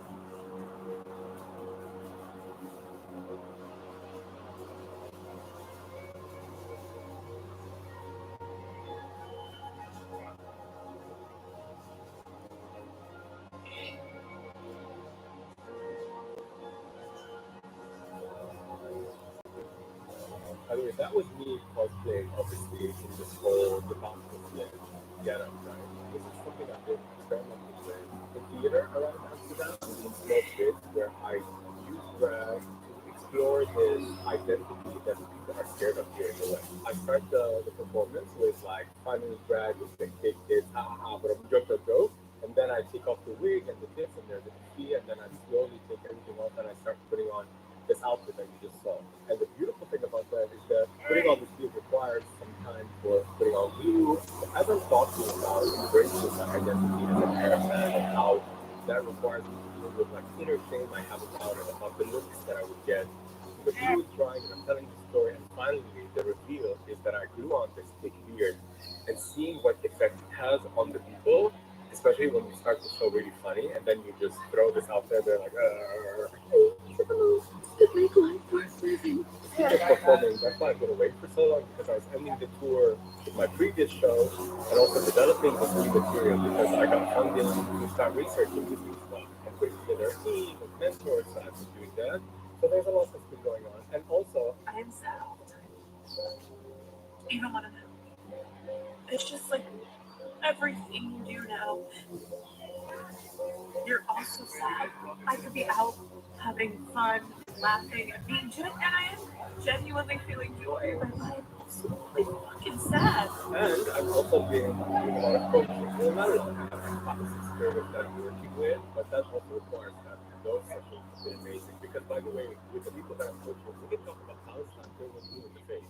Even with my friends, whom I love very much, like you can tell, people get tired of talking about Palestine or hearing about it, or they need breaks, and that makes you sometimes isolate from people, and it's a whole thing. But with the people that I've been coaching, we're just like going in on Palestine because obviously, yeah, they approach me because they're going through the same things that I'm going through. So they're working on their projects, music, writing, Palestine, further around Palestine, so that's been amazing. And if you want a piece of that, by the way, you can check out my website. And now let's get back to the video. Hey, regarde ça. Ces temps-ci, le deuxième modèle est assez fier de être là. On laisse ça. Ah, c'est bien, mais là, c'est nouveau. Le Ford F-150 Lightning 2024 entièrement électrique, avec une autonomie estimée de 483 km et un écran tactile de 15,5 pouces en option. Le Ford F-150 Lightning, le seul véhicule électrique qui est un F-150.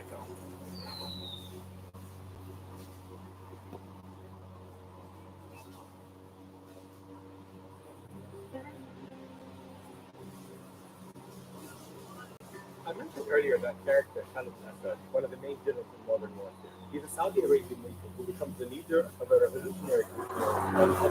It's never clear where he goes, or if the organization has official ties to any specific country. And this vaguely Arab depiction in video games is akin to Hollywood's Yellow Filter. And look at the opening shot of Netflix Extraction, which opened on a small jaundiced city. The film's beautiful and white star, of course, Chris Hemsworth darts across the land, weapon in hand. By now, enough has been observed to understand that Mr. Hemsworth is somewhere in a developing country, and the particularity of that place is not essential. More relevant, Palestine-centered example of the use of Yellow Filter is the Netflix series Holda, an Israeli television series following an IDF commander. Again, the West Bank and Palestine, it's given this yellow, musty filter that has nothing to do with reality. The fact that a shitty Arab yellow country exists as a shorthand is already very telling of what the problem is.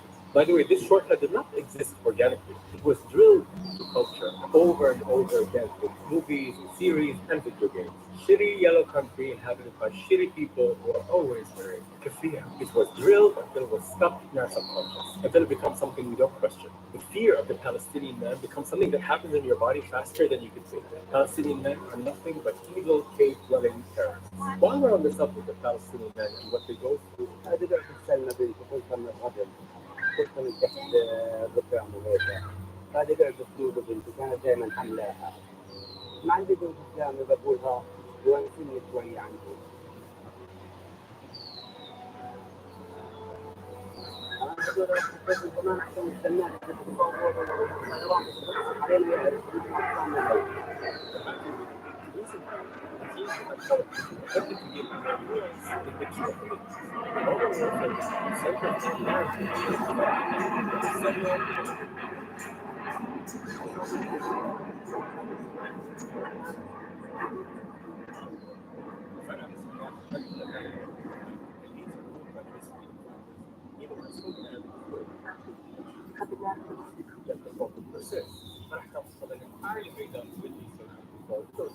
all the other manufacturers have released and replaced.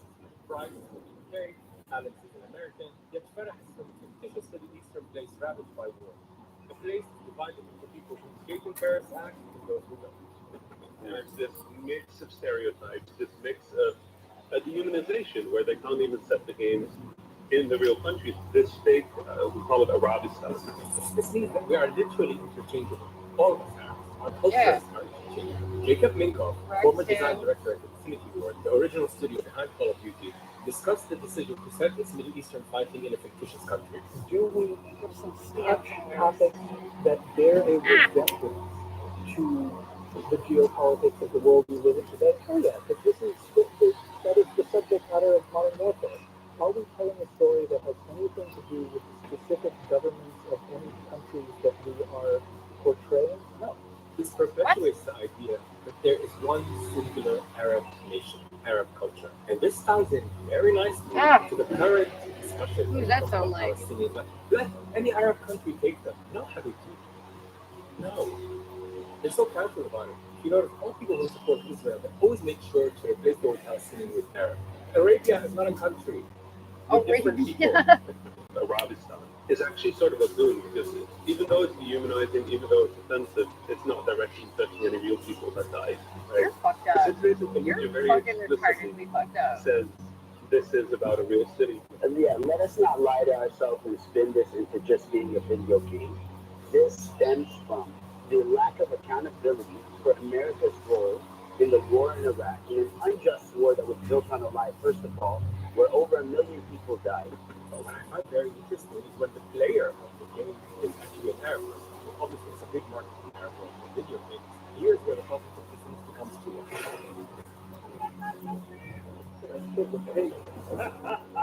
Bro, that's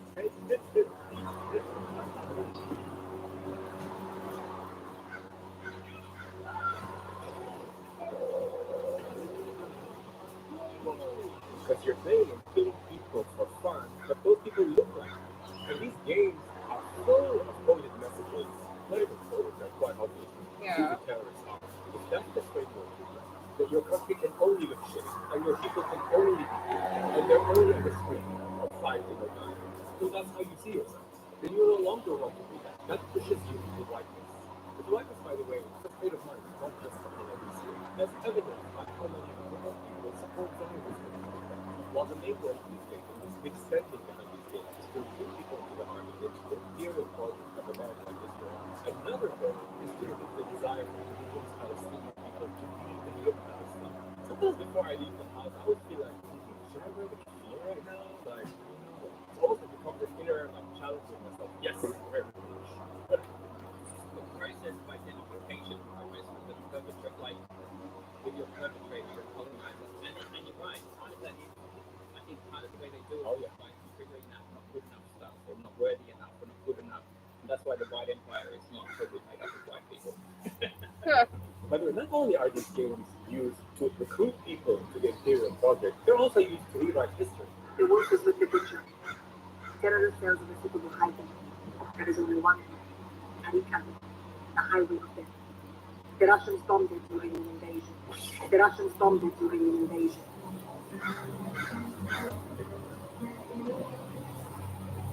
In Modern Warfare 2019, the Highway of Death mission references a real-life strip of land in Iraq that was attacked by U.S. forces in 1991 during the Persian Gulf War. In real life, the U.S. forces bombarded retreating Iraqi troops in Kuwait's Highway 80, causing so much death and destruction that the Washington Post reported the U.S. scrambled to shape the narrative surrounding it. And former Ramsey Clark called it a war crime in his 1992 book. But in the game Modern Warfare, they made it so that the Russians were the ones who were bombing the retreating troops along the highway of death, not the Americans. This is how you know games like Call of Duty are used as tools to better them. By the way, all of these video games that I was researching, if the terrorists are not Arab, he's Russian. Raise your prayer for the Russians out here. It's amazing how somehow they all end up serving the goals of the empire.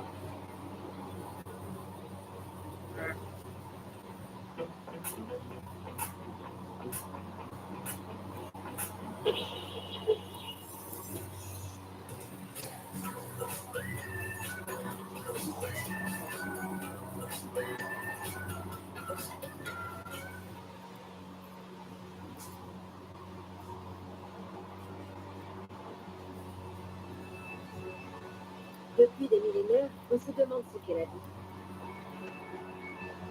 N'est-ce pas ce que nous voulons tous savoir? Qu'est-ce que la vie? Qu'est-ce que la science? D'où vient notre conscience d'être conscient?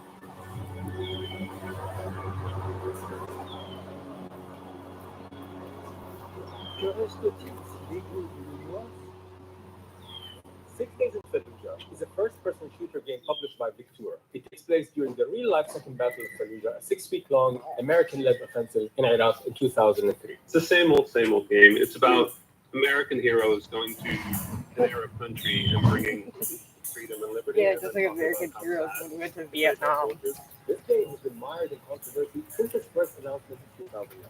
This is specifically being told from a very explicitly U.S. militaristic perspective, and that sensitivity stems from the fact that when this game was first announced back in 2009, it was being developed by a studio called Atomic Games, and Atomic Games is being run by someone who is the concept behind this game came from people who were making simulators for the U.S. military training simulators. The game is told from the perspective of the occupier. It's told from the perspective of the aggressor. It's not, when you're going to see Iraqis in this game, I can almost guarantee you, the Iraqis in this game are going to be translators that run around like pets to the American soldiers and tell them where the people are hitting in order for them to get them. There's no empowerment of Iraqis in this game or a positive representation of Iraqis. It's not in the trailer. It's not going to be in the game. By the way, this interview that I just played from Al Jazeera was done in 2019 when they decided to re-release the game. First time the game was cancelled, you have to imagine. This game wasn't necessarily cancelled by Arabs who had a voice. We didn't have a voice back then. We don't have a voice back now. The reality is that the game was cancelled because the veterans opposed it. People that fought the war opposed it. Not the people that were victims.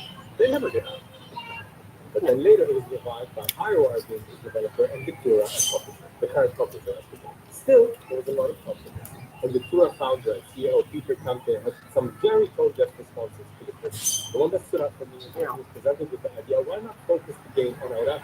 He said, very few people are curious what it's like to be an Iraqi civilian. No one's going to play that game. But people are curious about what it's like to be in combat.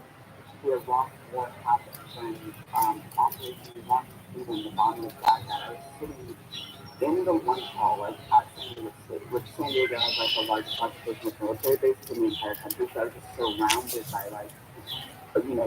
armored servicemen, and they were just cheering as if it was a video game. And I mean, something inside me just was, my stomach was just sick. Yes, as you should be. Something like, what the hell happened? Which the 9/11 to Iraq, it just made no sense to me. I'm here to talk about that first 9/11 was right in Iraq, because indeed it all started with 9/11. If that manufactured some sense for what happened in Iraq, which is actually the basis of that game, 6 Days in Fallujah. By the way, the game was finally released last November, exactly 20 years after the Battle of Fallujah. And Victura now, the publisher, now builds the game as the world's first documentary video game.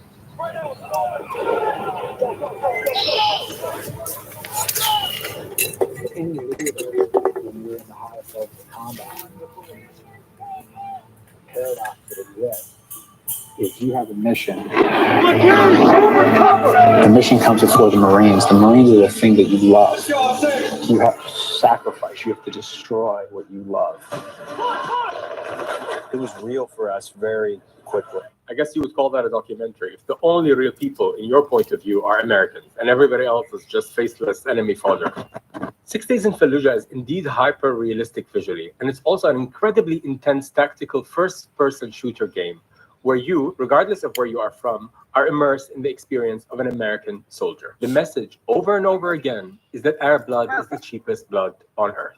You can spill as much of it as you want, no context is required, because they're bad guys. We're bad guys. And even if the developers of these games aren't there sitting in a conference room like, how can we make the Arabs look bad? I'm sure they're not saying that literally. They do have a shorthand for all these wars that America was involved in. And to keep representing that from the point of view of America is indeed the problem. That's what propaganda is. The other interesting story I have for that, there was a game I played, this was many years ago, and it's in the name, right? It's called Conflict Desert Storm, right? So I start playing this game, and you're operating this 4-unit team of soldiers or whatever, and you're in Iraq. And I had to stop playing it because, like, they didn't do well enough in tricking me, right? Like, because the guys were running at you in turbans, yelling like, Allah, Allah, Akbar, and all this sort of stuff. I prefer playing games that are more realistic. Like, so when I play games, I play them to, like, immerse in the world and be in the world and be the character. And as a player of these games, if you're not from the Middle East or don't know anyone from the Middle East, then you assume that the portrayal of the Arabs in the video game is hyper-realistic because everything else is hyper-realistic. These games are so visually stunning that you think, okay, so the portrayal of the bad guy must also be realistic. Like Speaking of the designing of these games and the characters in them. People watch Star Wars and then like they go to politics and they think that they're in Star Wars. Now is as good as time as any to get into the makers, the developers of these games, the people behind these games. We already said that 6 Days in Fallujah was developed by Victura. Call of Duty, which I mentioned, is made by a company called Activision, along with Infinity Ward and Treyarch. They are considered a AAA game company because of how big they are and because of how many games they make. They do a lot to cover up the fact that you're shooting Arabs in these games. That is because they want their games in every home possible. And you can't do that if you're pissing off a large portion of your community. The other thing is that each of these games gets a rating, like a movie. They get rated by the ESRB, the Entertainment Software Rating Board. They never want a game rated as AO, which is adults only, because that means that Sony, Microsoft, and Nintendo won't carry the game on their platform. If you notice, the Call of Duty thumbnail looks more like Lawrence of Arabia or Bedouin tribes. It romanticizes Arabs. And that's not on purpose, so the game can be sold in the Middle East and without offending anybody. Another game that popped up in the research was Arma 3. We've been fighting the government for weeks. Hit and runs, assassinations, intimidation. We'd done anything we could to undermine the regime. Our efforts had paid off and led to more recruits joining our resistance movement. This one is primarily sold on Steam. Steam is for PC or computer games only. Steam will pretty much sell any game to anyone. By the way, Steam is where that game, 6 Days in Fallujah, was launched. Think of Steam as a giant catalog of games which are rated, but you can still buy the adults game.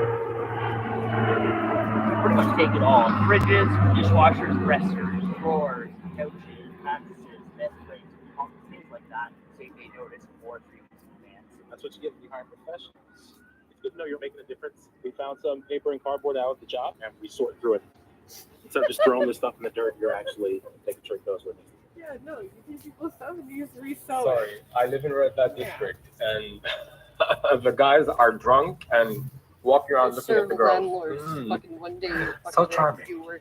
I just closed the window, so let's carry on. So Arma 3 is made by Bohemian Interactive, right? They've been around for a long time, and they pride themselves on realism and accuracy. Jesus Christ! A regime jet strafed our position and killed 2 rebels in the blink of an eye. But here's the confusing part. They make their game so that it can be altered. Whoever purchases Arma 3 on PC can use what is called developer tools to essentially remake the game and change things around. When you do that, it's called a mod.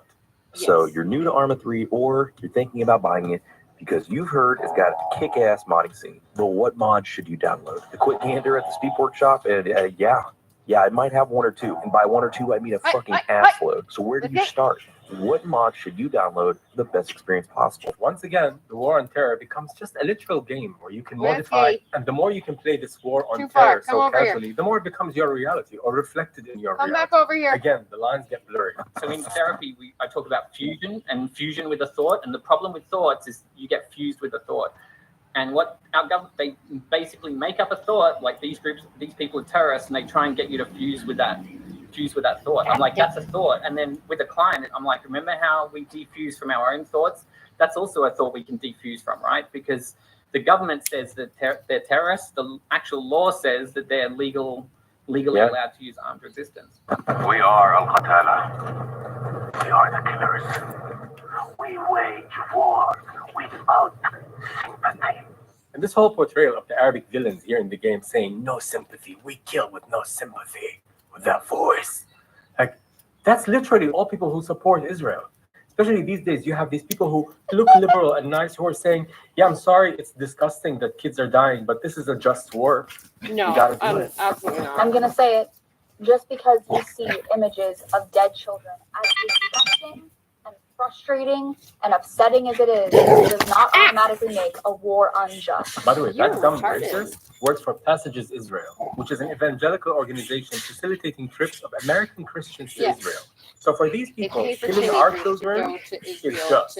But when you have Arabic fighters who end up killing people, they're terrorists. Our war is not for our sake. We fight to remove all foreign power.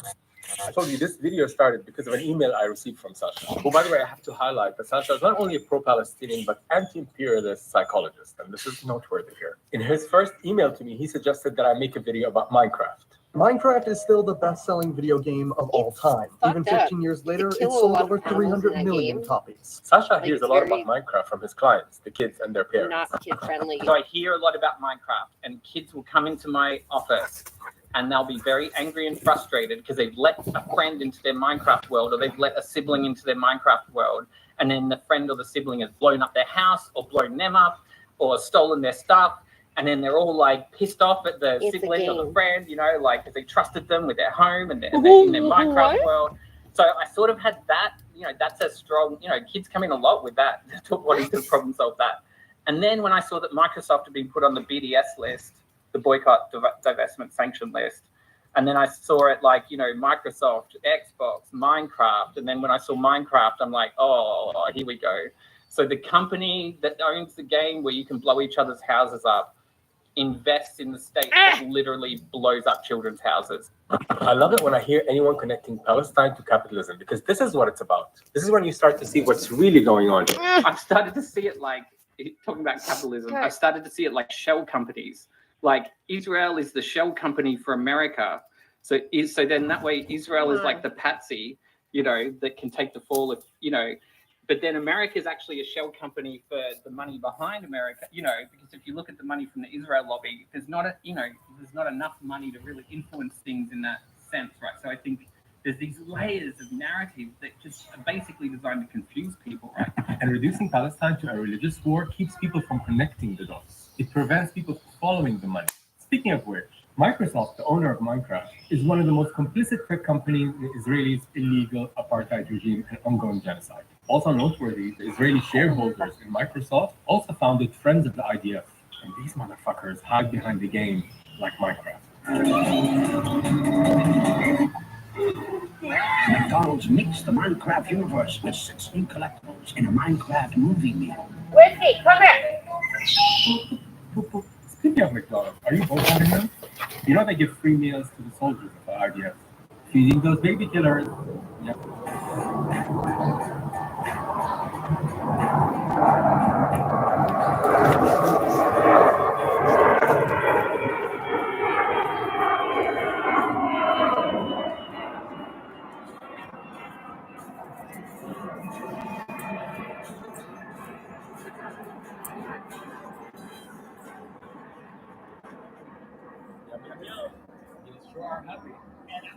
I know the whole subject of boycotting is an awkward one, especially bringing it up to people because it's such a buzzkill, right? Like you tell people, "Are you boycotting this? Are you boycotting that?" Like, and I talked about this with Sasha, who actually he doesn't even have to bring it up all the time because a lot of clients know that he's a Palestinian, so he doesn't even have to talk about boycotting most of the time. But indeed, the subject of boycotting is tricky because, especially as a psychologist, you're not allowed to, because your clients are in a vulnerable position. They're coming to you for help, so you can't be talking about your politics. And Sasha discusses this with his wife, who's also a psychologist. Like, how do we bring up our beliefs, especially about something, an ongoing genocide? Like, I think this is where the rule book goes out the window a little bit. Kids are getting murdered for 19 months straight. It's a bit ridiculous to say, I have no thoughts about that. Like, that's not being professional. That's... Sometimes I'll sneak it in, right? Like, you know, like I'll say things like, oh, you know, they'll mention McDonald's. I'm like, oh, I can't eat at McDonald's. They're like, why not? I'm like, oh, because it's on the boycott list, right? So there are natural ways you can just sort of bring it into conversations. But the thing with Minecraft, I think it's almost going to become a trigger for me, because it's like so many kids talk about Minecraft.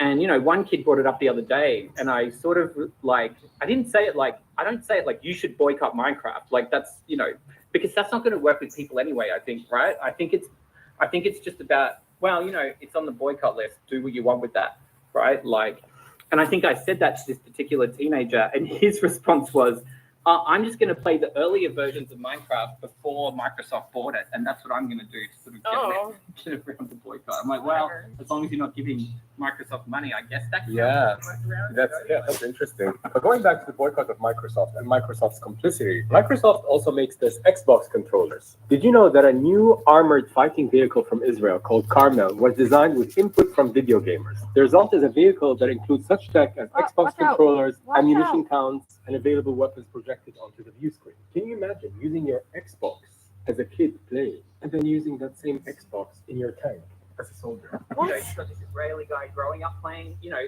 might be playing Minecraft, might be playing Fortnite, and then basically just growing older but not moving anywhere, just moving from their bed or their bedroom to the seat of the tank, basically, right? Like, and it's just like a production line. Microsoft has been deeply integrated with the Israelis. It actually launched its first cloud data center in Israel with hundreds of millions of dollars invested in it from the United States. There's also a particular app which the Israeli army uses called the Munasa, which is the coordinator. And basically, this coordinator app is used by the Israeli civil administration in the West Bank to manage the issuing of permits to Palestinians. And also you have another key collaboration of Microsoft with the Israeli military Mamram unit, which enables intelligence gathering. So there's many ways in which Microsoft should and can be targeted for the way in which it has assisted Israel across this time. So the question I wanted to address today is really simple. What does all this mean?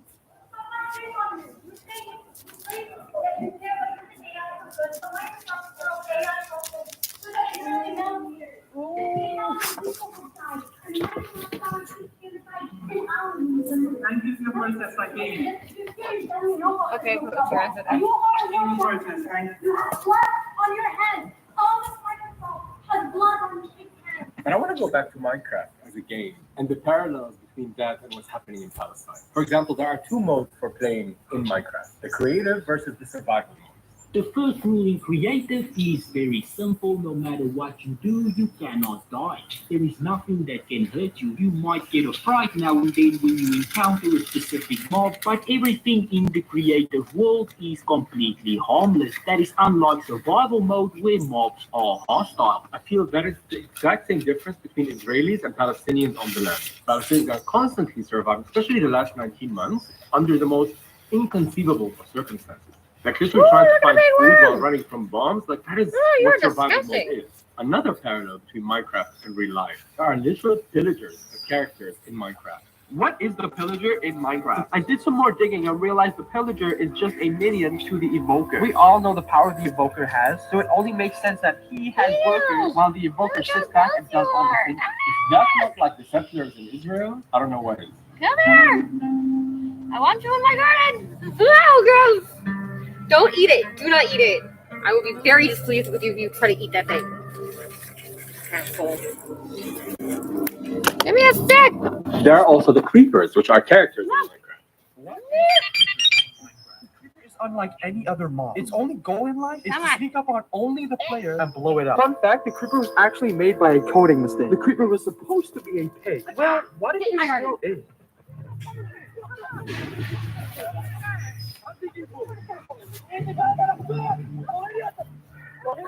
The creepers are sort of like zombies, and when I hear zombies, I hear mindlessness. I hear like I hear like, and maybe the creepers themselves are dehumanized because there is that boomerang effect on the Israelis, I think, where it's like if you dehumanize others, you're going to end up dehumanizing yourselves. But let's go back to what I was initially talking about, how Minecraft or video games is like the gateway drug towards desensitization. I mean, in terms of Don't gateway dig holes drugs, in there, it normally fucking goes hot. like Minecraft, but then they might move on to Roblox, and then that leads to Fortnite, you know, and they will argue with me that Fortnite's not violent because you don't see any blood, right? Like you're just like killing people without the blood. So they're like, so that's okay. Wow, that's so interesting because actually that's what makes the killing of Palestinians easier because it happens from the sky, because it's not. So actually, I would argue that that's probably more dangerous, right? Because I think if there was blood, if you literally had to, I don't know, fight with swords like in the old days, you would probably like actually feel more the weight of what you're doing. I normally play games for catharsis, right? Like if I'm feeling angry or something, I'm like, maybe I'll get on a game and I'll like release my angry feelings, you know, like. And it's like if you're in a stabby mood, you'd play like Assassin's Creed because Assassin's Creed is very like it's very blood stabby, you know. But if you're in like a shooting mood, you would play like Far Cry or Call of Duty or. Well, I mean, like it depends. If Israel's done something particularly anger-inducing, then maybe I might be in a stabby mood. And you know, there's another aspect here, which is like how you define violence, right? So there was one time we did a trip.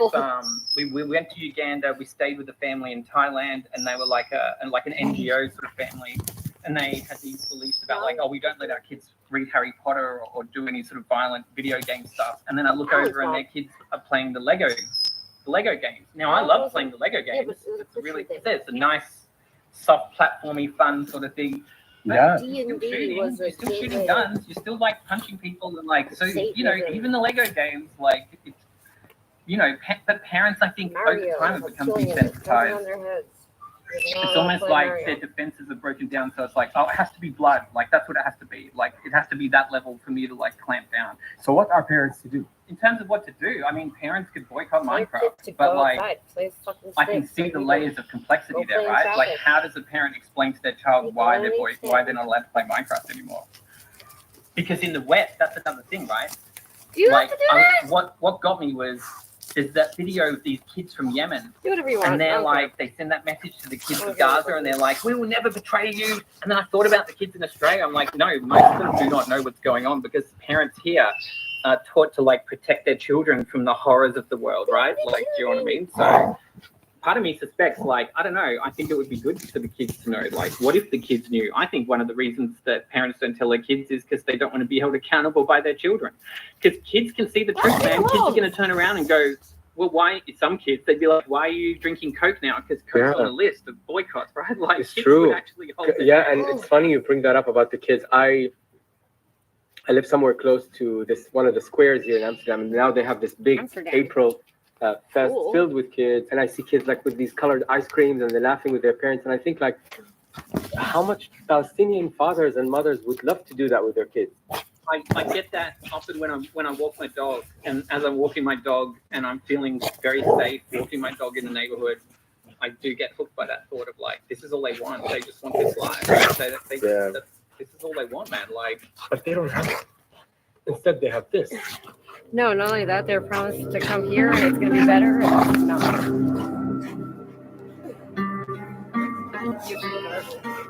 See how quickly the fire enveloped everyone and the rubble buried people? Palestinians in this clip are nothing but brown bodies seen through security camera footage. Again, like the video and the woman running around in black dresses. This is how they view us. But this was hospital grounds that was bombed. Hospital grounds. And these were humans that were buried. But because we've become so desensitized to the killing of Palestinians, we have to wake people up in other ways. so when I go to like the shopping center, I wear a T-shirt that has a bloody Israel flag, and it just says Israel terror state, right? And I wear that every time I go to the shopping center. So the next day after this interview, I actually had some second thoughts. I'm like, should I wear this shirt? Like, should I, you know, those moments, those internal moments where you're like, and then I was like, no, man, we just talked about conviction. And then I thought more about everything that Israel's done. I'm like, this is the way I was like not wearing this shirt. But I wonder, because I have also friends who have similar moments where they come across this, should I not? I wonder what would it take for the entire world to have moral clarity and not have those doubts anymore, the way we have that about the Holocaust. Like, at which point will we be like, no, this is a given. We have to support Palestine. So do you have any thoughts on that? Or Oh, it's interesting, isn't it? I mean, I was actually just reading something about this phrase called like interest convergence, like how you can create. So people initially will go, that's not happening to me, therefore I don't have to care about it.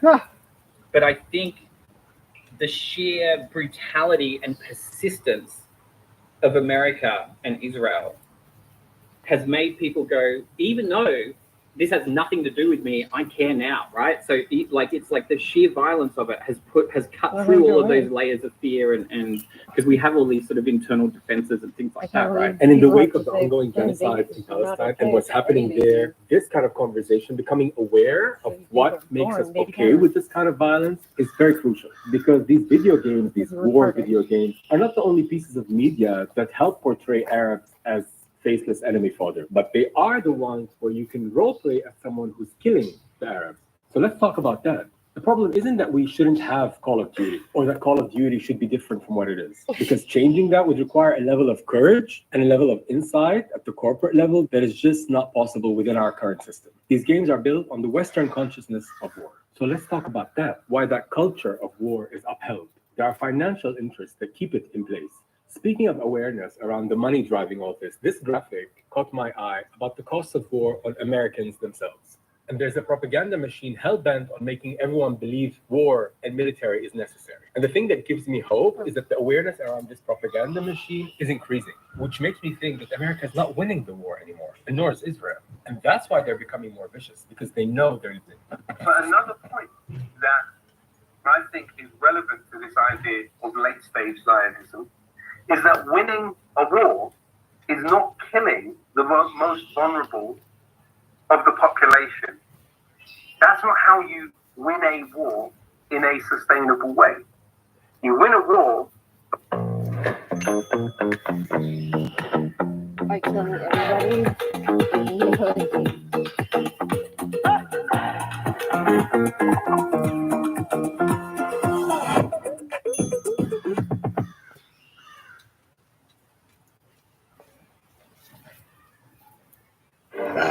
Some of the most brilliant minds in business. No, not you. Or you. You're always looking for new insights with QuickBooks Online. And you use QuickBooks Payroll to pay your employees.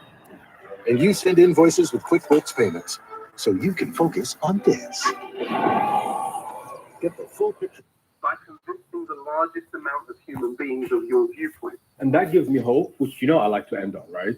And because this video has been about games, I'd like to end on this hopeful note that's related to games and playfulness. That Palestinian spirit of playfulness that the war hasn't killed. Like, check out this video of a Palestinian mother with her kids in the camp who don't want to do their homework.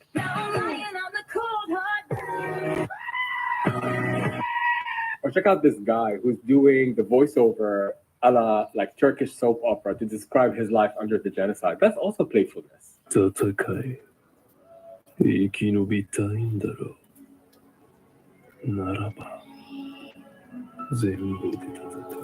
Or this guy who keeps singing along to the non-stop sound of the drums. Since yesterday, the drum non-stop. I don't know what to say. That is the Palestinian spirit.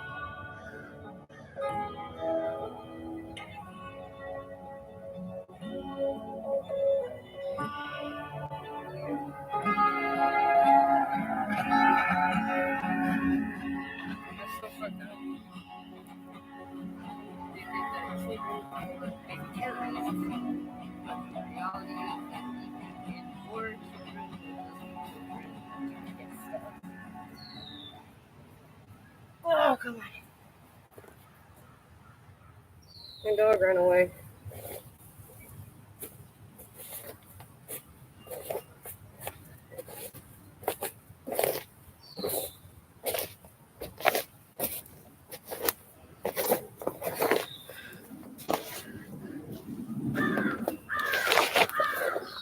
See?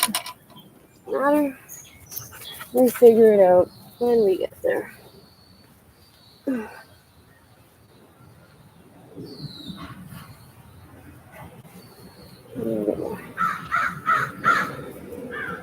Okay.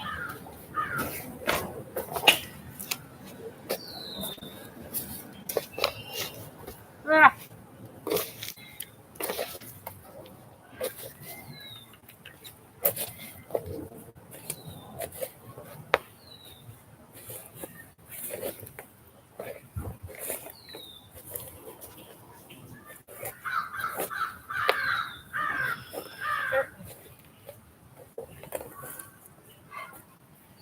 All right. You want to be done by this time?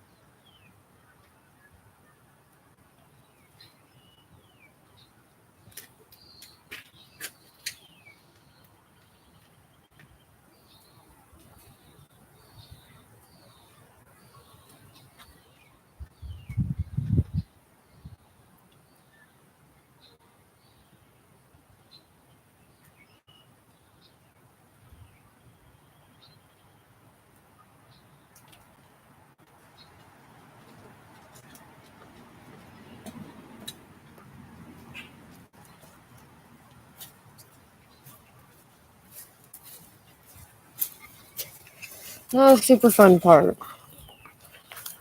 Trying this fucking piece of shit here. Oh, look. Fun part.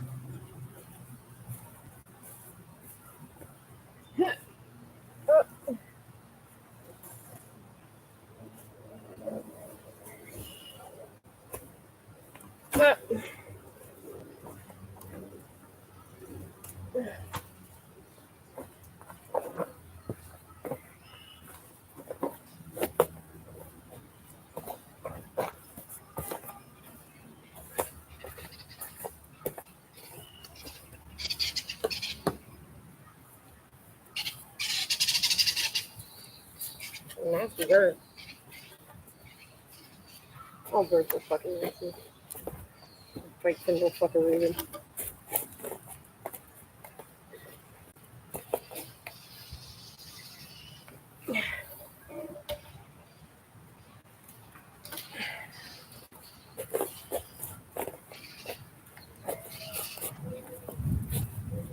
Woo!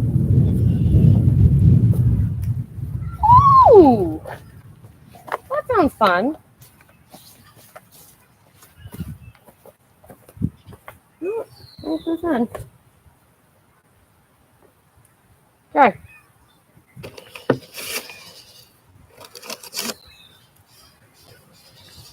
Oh, this is the second part.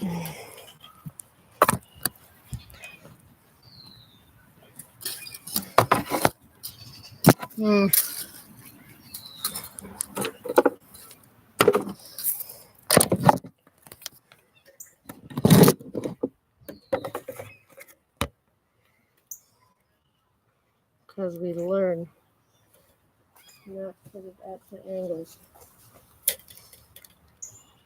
Oh, 23, not bad. What is all this? Oh. Fucking with the Jacob bullshit.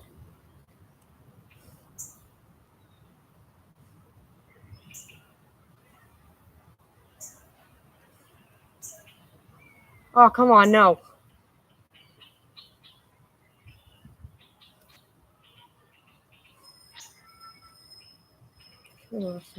Hi there. Hi.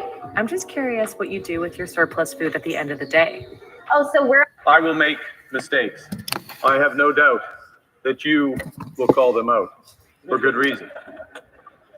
Because this house has rules, it has traditions, and it's on those traditions that our Athenian democracy is founded. This may very well be one of the biggest FAFO, like F around, find out moments in Canadian history. Also, you would think that Mark Carney was indeed the one who was a drama teacher with this speech. So we're going to pick it apart, go through all of the details, because there's a very dark underbelly to it.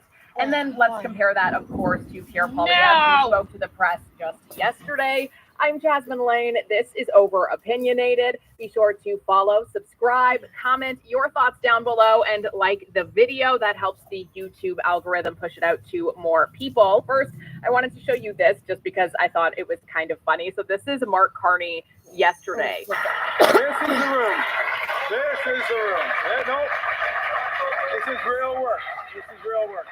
This is the room that won our party a strong mandate at the most crucial time in our nation's history. 8.6 million votes. Who's counting? 8.6 million votes. The largest, the most votes in Canadian history. I don't know who's counting, but could it possibly be Liberal staffers? Does anybody else remember this attack ad against Pierre Poilievre? Or I don't know, is the short-term memory actually that bad? How did you like our rally yesterday? Did you see the place was packed? Very big. How many people do you think were there? I mean, the one we had today, you missed beauty. When was the last time you had that in Kingston? There's a record crowd. They've never had a crowd like that in the history of this place. That was nice of them in this rain. It was almost raining. Couple of quick things to cover before we dive into the real meat and bones of today's episode. We do have a new House Speaker, MP Francis. I don't know if I said that right or wrong. I didn't have time to check the pronunciation for it before I started filming this video. I'm human. But he has been elected as the new House Speaker. That voting began this morning at 8 a.m. and it's wrapped up quite quickly, actually. He's actually a liberal, so that goes to, there you go. It's not Elizabeth May, thank God. A second piece of advice for new members: only speak when you have something intelligent to say. Both Mark Carney and Andrew Scheer had their opportunity to say something, obviously, today as House resumed. And it was pretty weird. Andrew Scheer took no issues at all in roasting the hypocrisy of the Liberals. But of course, he wasn't the last politician to try to be on both sides of a contentious issue. I dare say we may find some Liberal MPs voting for things that they were very recently voting against. And Mark Carney said something kind of weird. Let's dive into that first and foremost. I'm going to chime in intermittently as we get through it. And I'd like to thank Canadians, Mr. Speaker, for the trust that they have put in this government, but in all members of this great House. Now! Mr. Speaker, I have much to learn from the members of this great House. I will make mistakes. I have no doubt that you will call them out for good reason. Because this House has rules. It has traditions. And it's on those traditions that our Athenian democracy is founded. I've seen a ton of people saying, oh, Mark Carney said he's going to make mistakes, blah, blah, blah. To be frank with you, though, I actually appreciate that. I do, I'll be honest. Because as a conservative, did I want Poilievre to win? Absolutely. Do I think our country is probably not on the right track for the next 4 years? Heck yes, I do. And we'll get into that way more in just a little bit here. But I also really don't want Mark Carney to completely fail, because that's our future on the line. Our future is in his government's hands, and anybody else who they may or may not make deals with along the way. So I want the Conservatives to be leading us, but I also want Mark Carney to succeed. And I do appreciate a little bit of humility, however genuine it is, because yes, he has no idea of what he's doing. This is his first time ever in a situation like this, and having to be held accountable by the app. Petit groupe de paysagistes utilisent l'intelligence artificielle pour obtenir un avantage injuste sur leurs concurrents. Jusqu'à présent, l'intelligence artificielle était principalement exploitée par les grands groupes qui s'en servaient pour agrandir les fossés entre les petites et moyennes entreprises. Mais aujourd'hui, elle est en train de révolutionner les entreprises physiques. Loïc, paysagiste, a doublé son chiffre d'affaires en passant de 60 heures à 5 heures de travail par semaine. Donc il a implémenté l'IA dans son entreprise. Pareil pour Louis, pessimiste et Elif dans le domaine de l'intérim. Pourtant, à la base, ces entrepreneurs n'avaient aucune connaissance en termes d'intelligence artificielle. La plupart pensaient même que l'IA n'était pas compatible avec leur activité. Mais le jour où ils l'ont utilisé dans leur business, ils ont pu totalement sortir d'opérationnel. Et enfin, briser leur plafond de verre. Et pour vous prouver que ces outils d'IA peuvent vous aussi vous aider à scaler votre entreprise, j'organise un sommet virtuel 100% gratuit, durant lequel je vais vous montrer étape par étape comment les implémenter dans votre business. Cliquez sur le bouton situé autour de cette vidéo pour y participer gratuitement. Durant ce sommet, je vais révéler publiquement des méthodes que personne ne parle sur le marché francophone. Et vous allez découvrir comment scaler votre entreprise grâce à l'intelligence artificielle. L'inscription au sommet est 100% gratuite et c'est un événement qui ne reviendra pas de fois. J'invite à cliquer dès maintenant sur le bouton s'inscrire situé sous cette vidéo pour réserver votre place avant qu'il ne soit trop tard.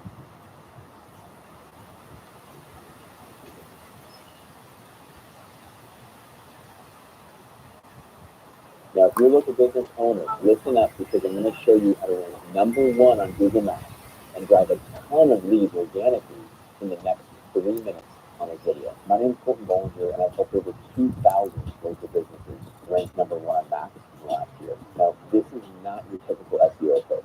We don't need access to your Google My Business.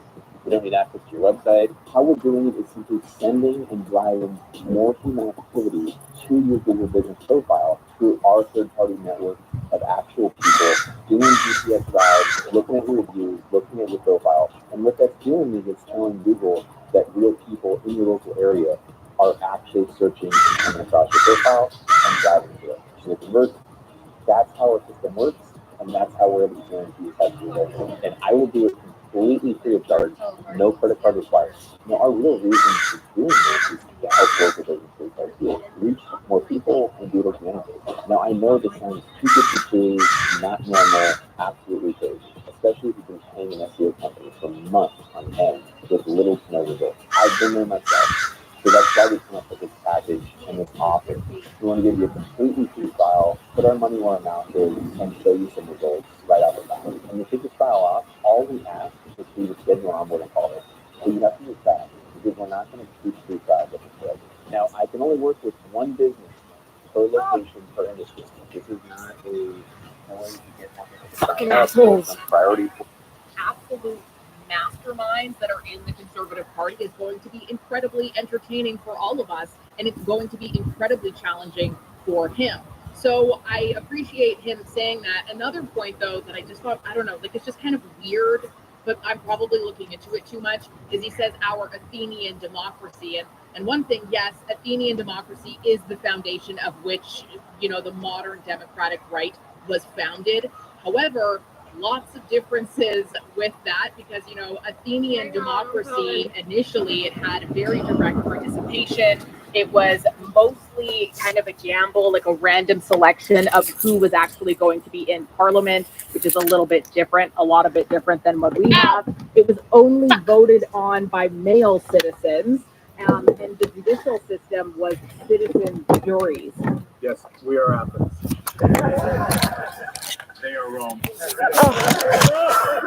We're in the golden age of Athens.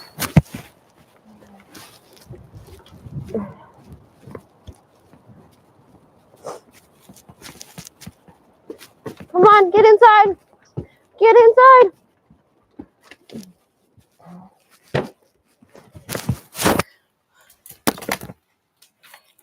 Move, Whiskey.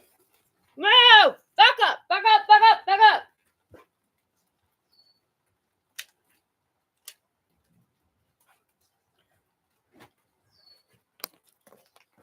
Thank you, Mr. Speaker. Oh, Walker on X wrote, while not all citizens were equally empowered, Rome was more willing to grant citizenship to foreigners and conquered peoples than Athens. Liberal just wrote.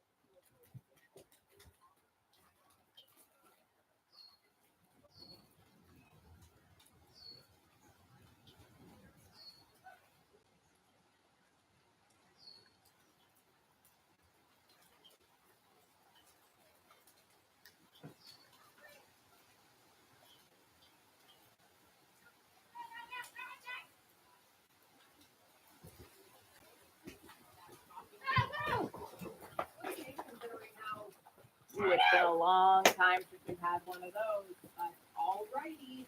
And in other news, you are going to be hearing a lot less of the NDP because they have not been granted official party status.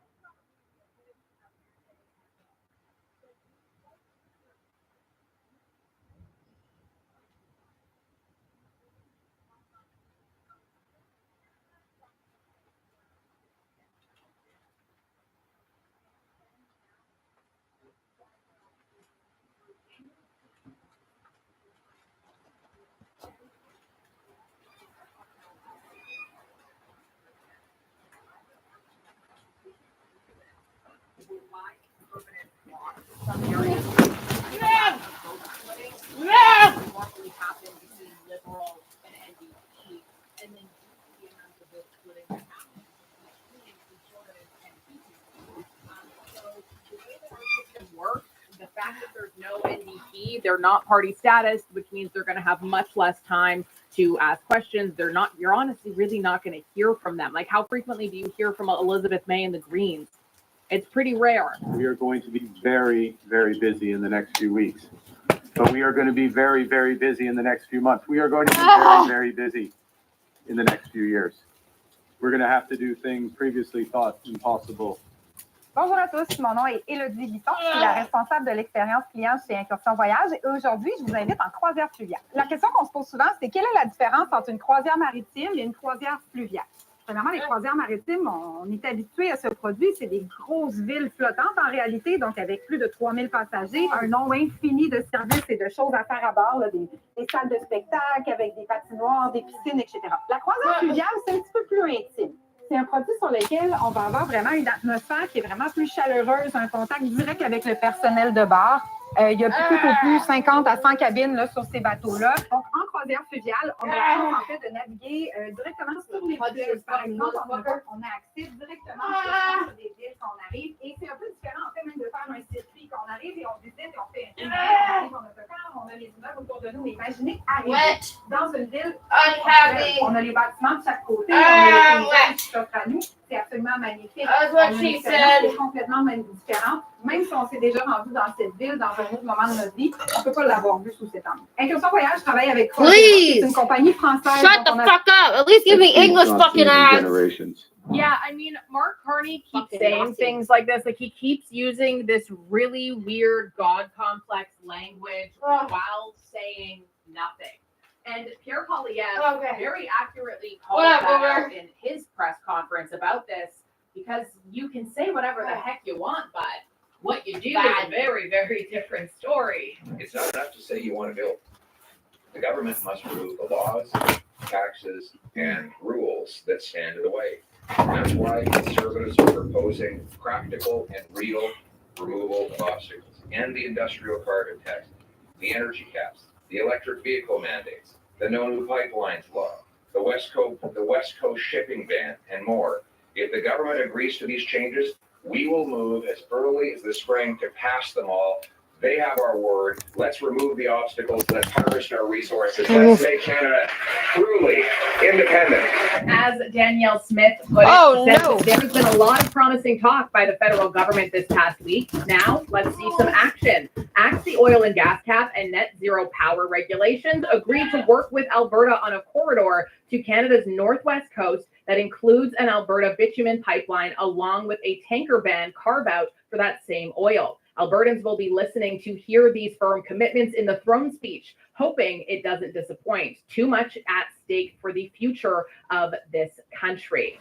I don't know if she's going to get her wish because it's not looking too good. Do you plan to introduce legislation to repeal the consumer carbon tax? Look, that will have to be done eventually. We want to remove the carbon tax has been removed. It's at zero. Well, it's being zero, not the same thing. So, it's a latent piece of legislation. I don't know if you've seen the statutes of Canada. There are a lot of laws on the books that either aren't applied anymore or are simply ignored, maybe even forgotten.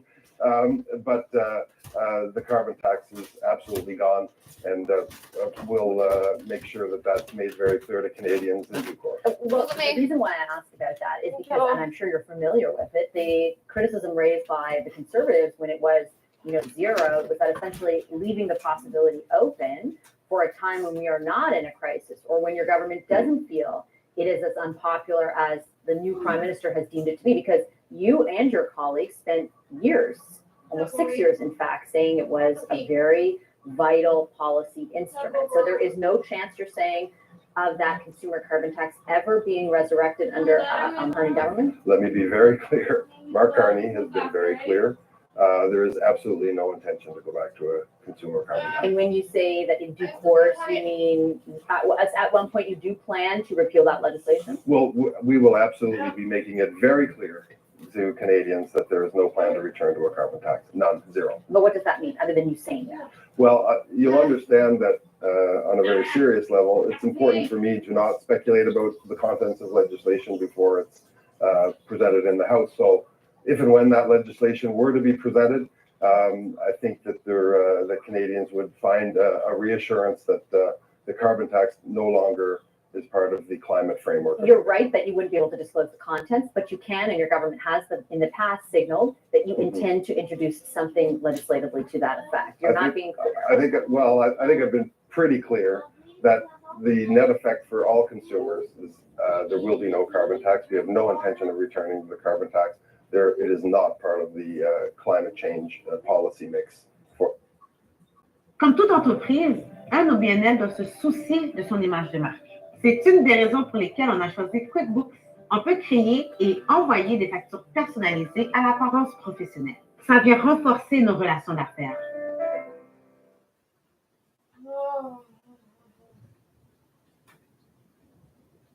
So why do I start things and never finish them? It's all due to something called law of sustainment. In psychology, the law of sustainment, if you want to write this down, is LOS.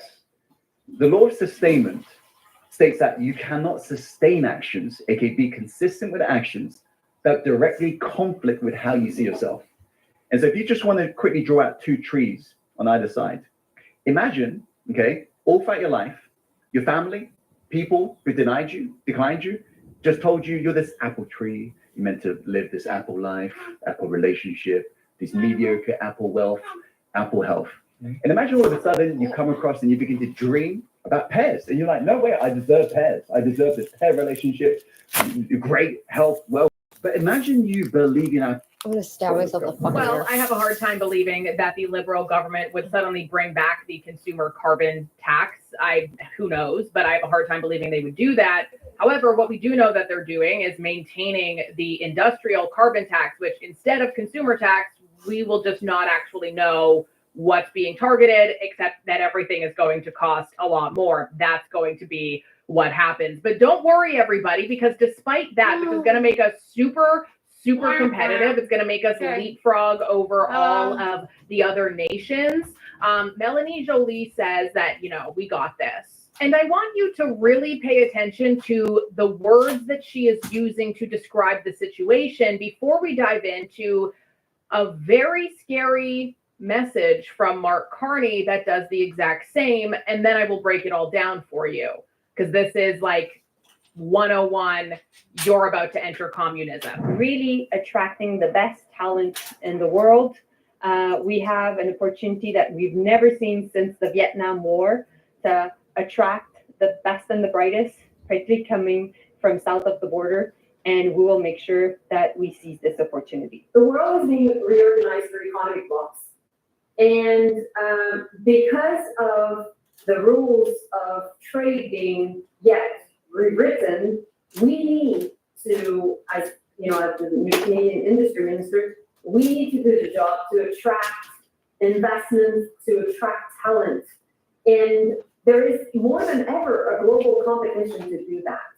Now, what is going on right now is that there's lots of uncertainty, but we will continue to face that uncertainty. And so our goal is to have these conversations Why are you following me around? in the business sector that are able to invest in Yeah, we're gonna go sit upstairs and loaf around. in the Gulf states, going around and reading We're gonna have to do it. Laundry. for the US. Well, many of us will be doing that for our country. Now, we also think that we need to be aligning these economic blocks, and Canada can be extremely useful, being the biggest economy of the US, to the American people, the American administration. And meanwhile, we have to bear in mind, I just can't fathom being in the mental space where your government did this. Your government, you did this. You were all a part of it. You get voted back in.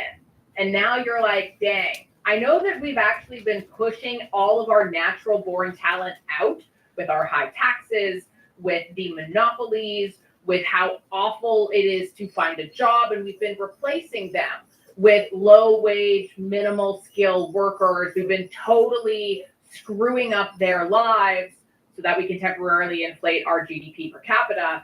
And now we want to attract the best and brightest from America. Honey, Americans that are the actual best and brightest are not coming to Canada because it doesn't make any sense. You have Canadians fleeing to America, Americans staying in America. When we expose liberal failures, when we argue about policies, we don't do it just to hold the government to account.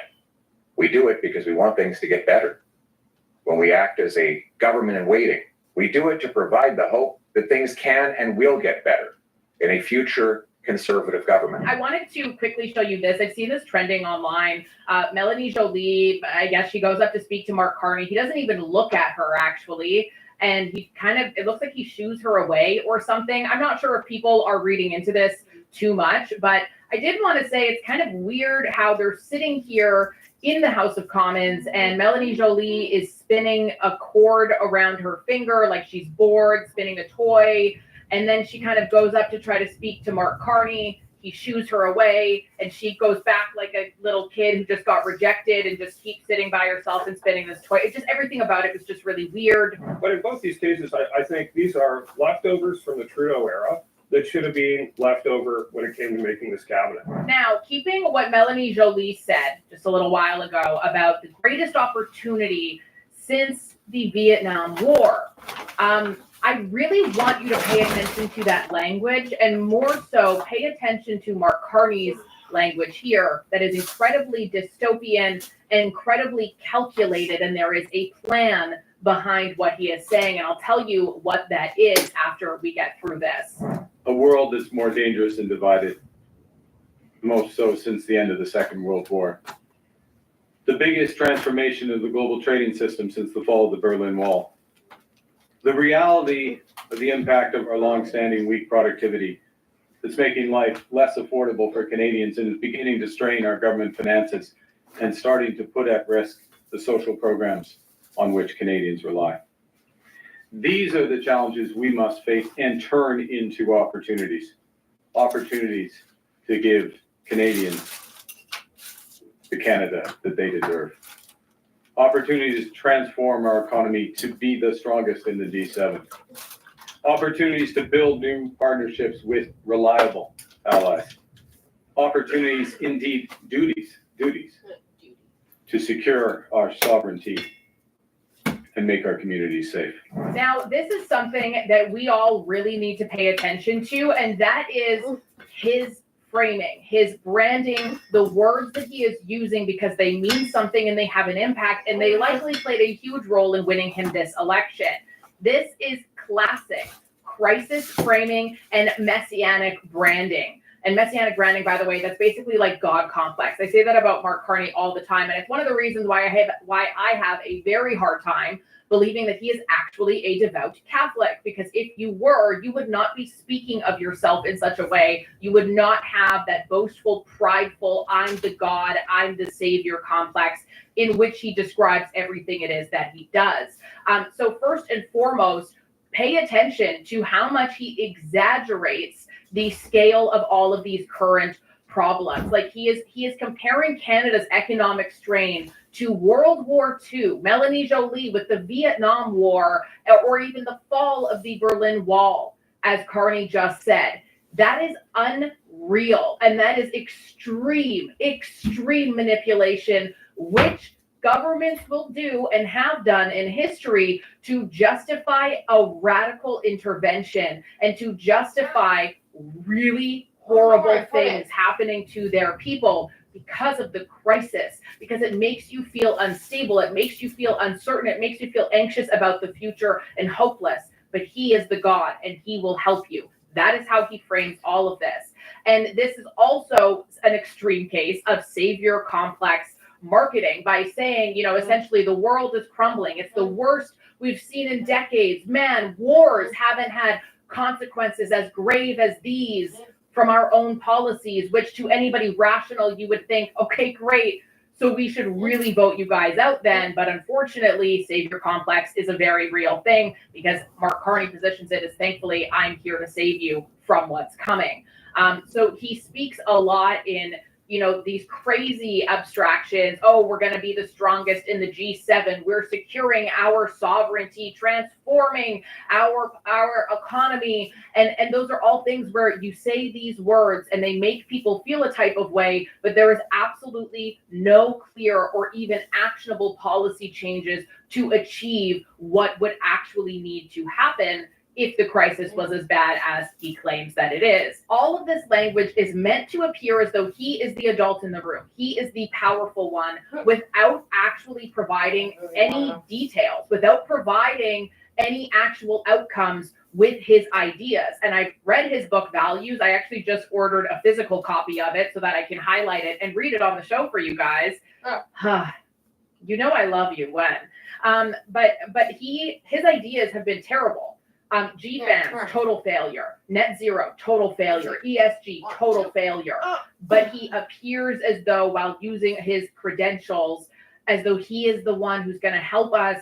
Meanwhile, his ideas have failed, every single one of them. His book Values is a nightmare. Like, there's nothing in there that is actually more than a theory or an idea. And it makes sense because he had actually said in writing his book Values, if I'm remembering the quote correctly, that it was that book where he was inspired by Karl Marx.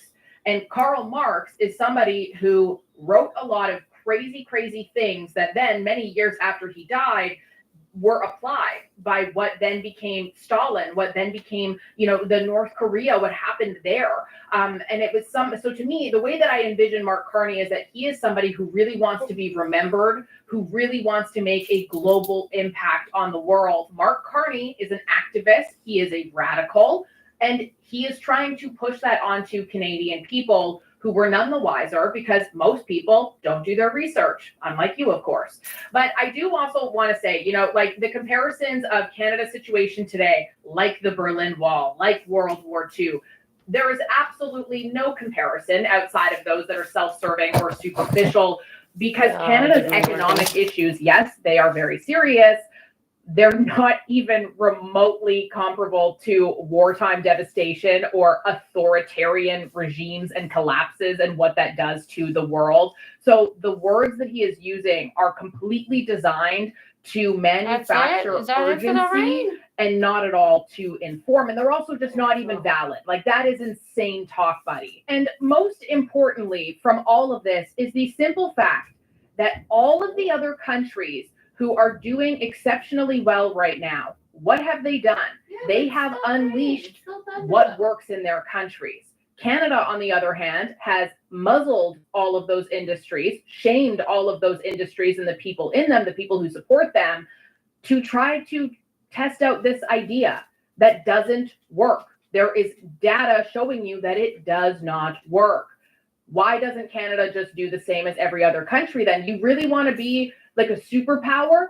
Unleash it, baby. That's all you got to do. It's actually quite easy, but Mark Carney isn't doing that. No, he's oh yeah, our productivity is so scary and low, just like all of these other scary things that have happened in the world, but he doesn't address at all how many of the policies that put us in this situation, because it was not always like this, were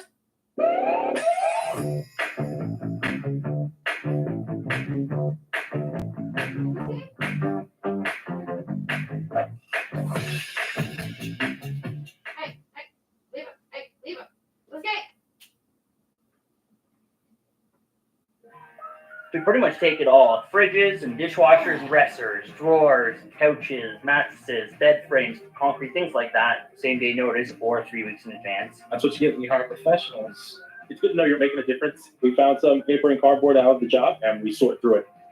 Instead of just throwing this stuff in the dirt, you're actually making sure it goes where it needs to go. That's a good thing. You don't have to do any of the moving. It doesn't matter whether it's in your garage, your backyard, front yard.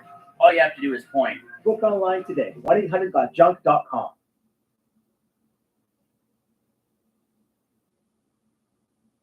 were supported and proposed by his party. So, you caused it, and you aren't actually doing anything to repeal it. You are not repealing the carbon tax industrially. You are not reversing censorship bills, CRTC censorship bills, C11, C18. You're not cutting government funding. You are not going to cut back on reckless spending. Instead, Mark Carney is going on vacation for 3 months while Canadians are forced to deal with the remnants of what his party has done before they come and continue to do even more damage on all of us. And I know that there is no way I am the only person who is so sick and tired of this, because once you see it, you see it. You can point it out from a mile away, but it takes a little while to be able to understand what's going on here. But Mark Carney is emotionally manipulating Canadians to give him power by creating a great sense of doom while offering nothing to fix it other than vague promises and elitist platitudes. He is this great technocratic savior, but he has no political courage or desire to reverse what isn't working or to even debate it. So this is all optics. zero accountability. And as I've said from day one, he is trying to win by default, not by merit. And he is campaigning on fear, and it's working. So that means we have a lot of work to do in order to gently push people towards the reality that they are in, because this has nothing to do with the Berlin Wall. This has nothing to do with multiple wars. This is not even remotely close to that. So many of these problems could be so easily fixed almost overnight if you just reversed liberal policies, which they have no desire in doing. They just want to continue to manipulate the situation instead. Awesome. I'm Jasmine Lane. This is Over Opinionated. Subscribe, follow, like, share, comment your thoughts down below.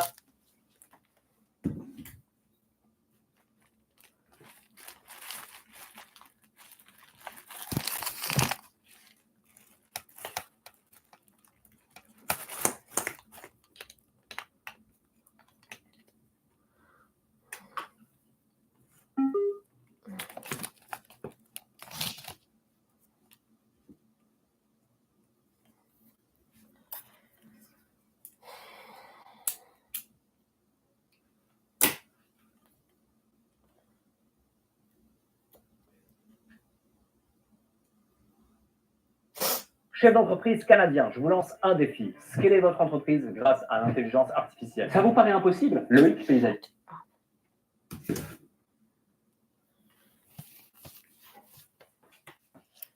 I will withdraw my name as a candidate for speaker. Can you withdraw my name from the ballot, please? What? We were very surprised to see both of these individuals withdraw their names.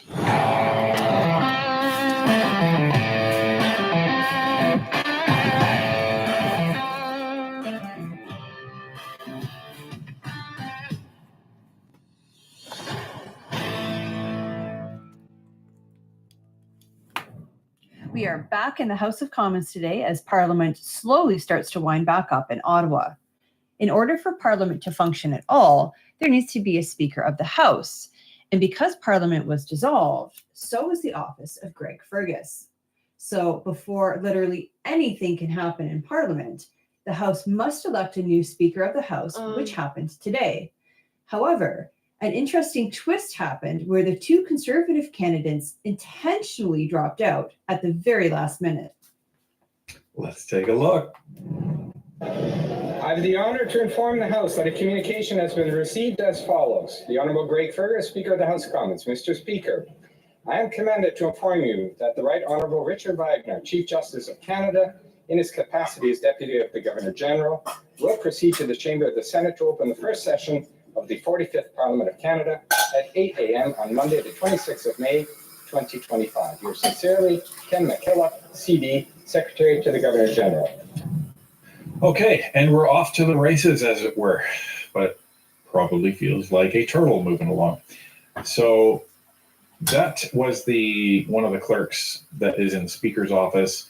He helps the Speaker. He's an unelected official, and he essentially runs the Speaker's office for the Speaker of the House.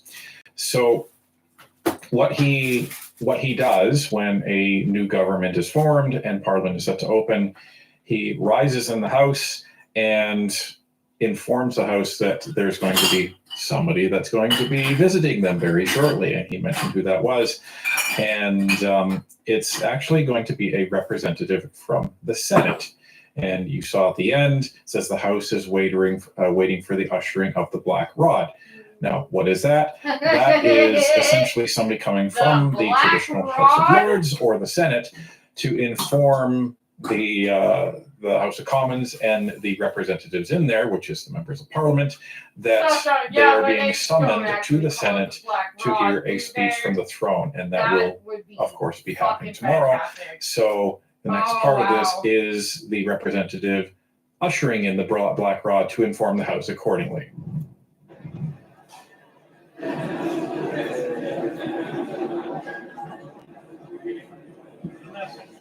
A message from the Right Honourable Deputy of Her Excellency the Governor General.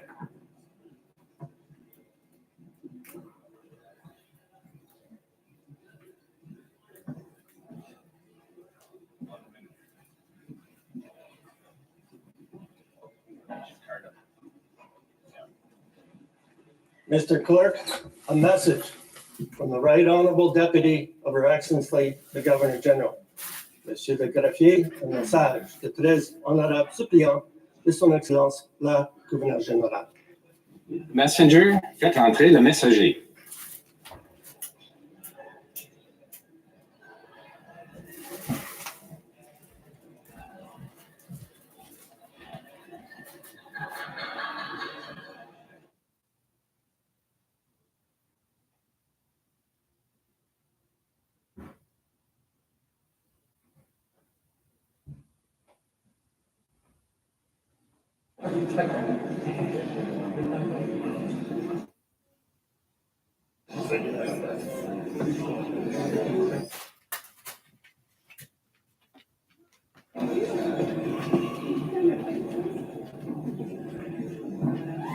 Honorable members of the House of Commons, it is the desire of the Right Honorable Deputy of Her Excellency the Governor General that this Honorable House attend him immediately in the chamber of the Senate.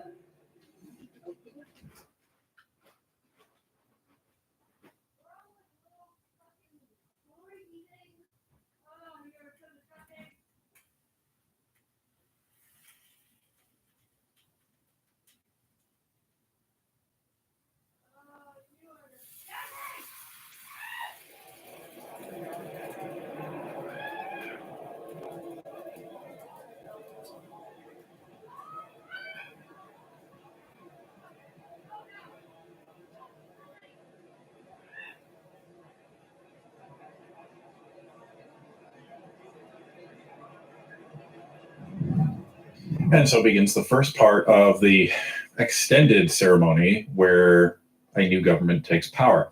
So it's kind of interesting to see this kind of play out, because normally what we see is just questions, answers, debates, and this sort of thing. But this is kind of the historical aspect that's woven into the traditions of the House of Commons. And for us, it's interesting to see this kind of play out in real time. Yeah, it's really neat to see, I guess you would say, the pageantry of it all, like the historical costumes and things like the black rod and the mace. And it's really interesting. It's a reminder of where we came from, how we got here. Right. And these are traditions that have not changed in over 150 years in the lifetime of our country. So even, down to the hats and the garb, as Tanya mentioned. So now, that announcement has been made, so even though immediately is tomorrow, there is pressing business that has to take place in the House of Commons. As we mentioned before, literally anything can happen. They have to elect the Speaker. So that is what they are going to be doing for a good portion of today. So let's get to what happens next.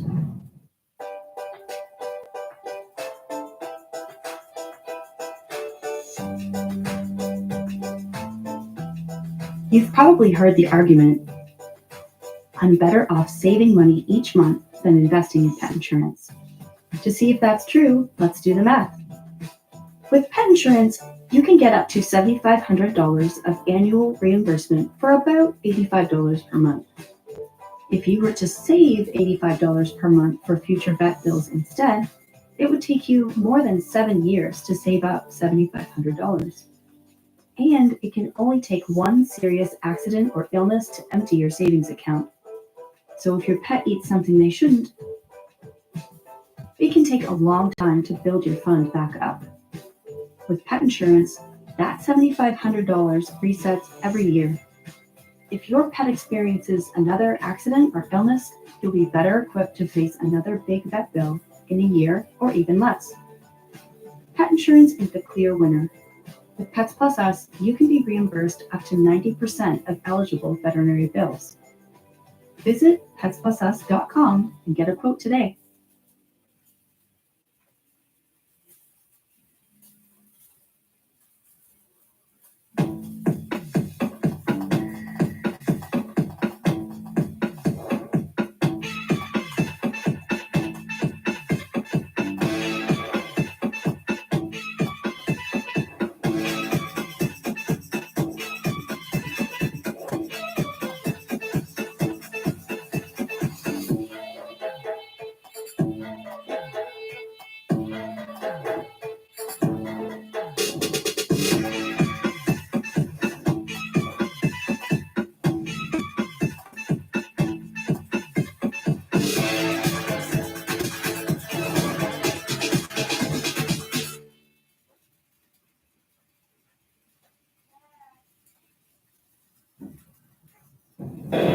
Pursuant to Standing Order 3,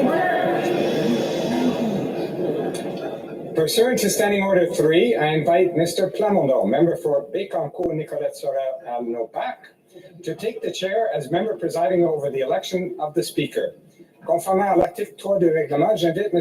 Plamondon, député de Bécancour Nicolette Sorel Alnopac, à prendre place au fauteuil pour l'élection à la présidence.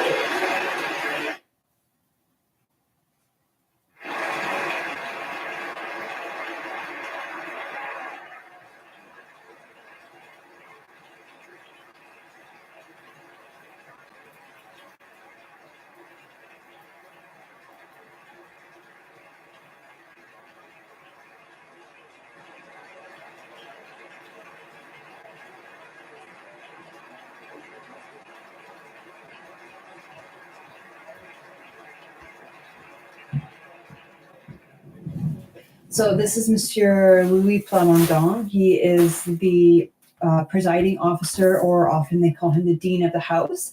And that position is filled by the MP who has been the longest serving in Parliament. So Monsieur Plamondon was elected to the Bloc Party in 1984. So he has been a member of the House of Commons longer than I have even been alive.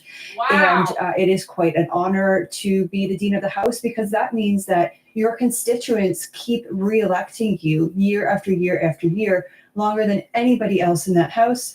And you're seen almost as like a dean or a father figure for the new MPs in the house, that you are there to guide them and lead them. Now, why is he getting up? Well, they need somebody who has some sort of elected authority to conduct the election of the Speaker of the House, to ensure that the Speaker is chosen from the people, by the people who actually voted for him, and has to be done from a representative that was elected by the people. So this is why this position falls to the presiding officer, or the Dean of the House. And he's been doing this time after time after time. He was there for Fergus's election. He was there for Rhoda's election, and many others. So he's garnered a lot of respect of everybody in the House, just because of his long service. And he doesn't even need a book at this point, because he's done it so many times. All members should have received by email last night the list of candidates for the speakership. Falls to Constituents keep re-electing you year after year after. I'm so lost.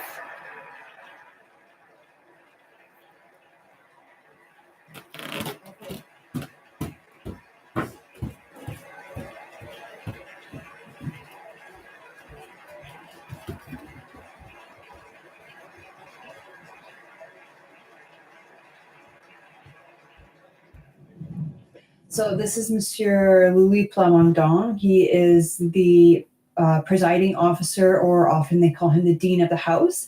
And that position is filled by the MP who has been the longest serving in Parliament.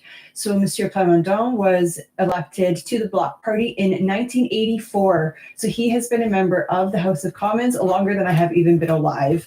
And it is quite an honor to be the Dean of the House, because that means that your constituents keep re-electing you year after year after year, longer than anybody else in that house. And you're seen almost as like a dean or a father figure for the new MPs in the house, that you are there to guide them and lead them. Now, why is he getting up? Well, they need somebody who has some sort of elected authority to conduct the election of the Speaker of the House, to ensure that the Speaker is chosen from the people, by the people who actually voted for him, and has to be done from a representative that was elected by the people. So this is why this position falls to the presiding officer, or the Dean of the House. And he's been doing this time after time after time. He was there for Fergus's election. He was there for Rhoda's election, and many others. So he's garnered a lot of respect of everybody in the House, just because of his long service. And he doesn't even need a book at this point, because he's done it so many times.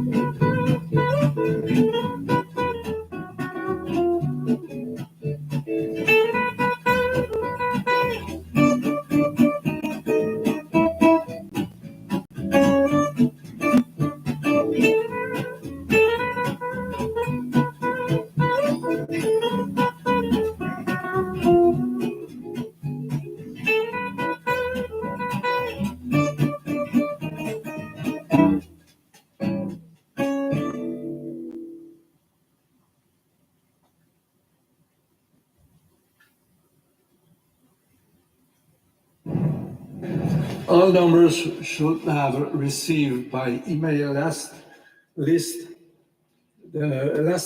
night the list of candidates for the speakership. The list of numbers who have withdrawn and the list of numbers who have ineligible as candidate. This list are also available at the table and are on our comments if members will to cancel them before the vote. Yo, what? I will withdraw my name as a candidate for speaker. Thank you. Yo, but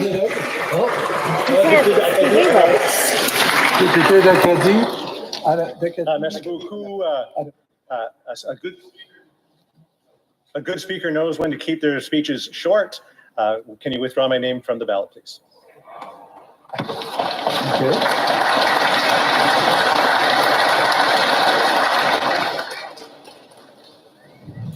So that was John Nader and Chris D'Entremont. Now, Chris D'Entremont, we were speculating may be a high probability of becoming speaker this time.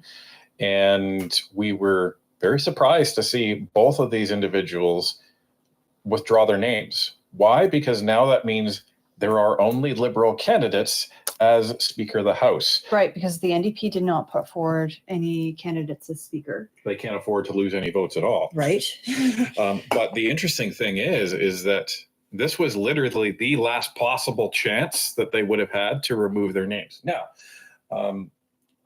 whether or not you understood what Mr. Pomadon was saying, the way it works is that by default, every single member of Parliament is considered a candidate for the speakership, except for the party leaders and the cabinet and some other people. That's what he was talking about in eligibility.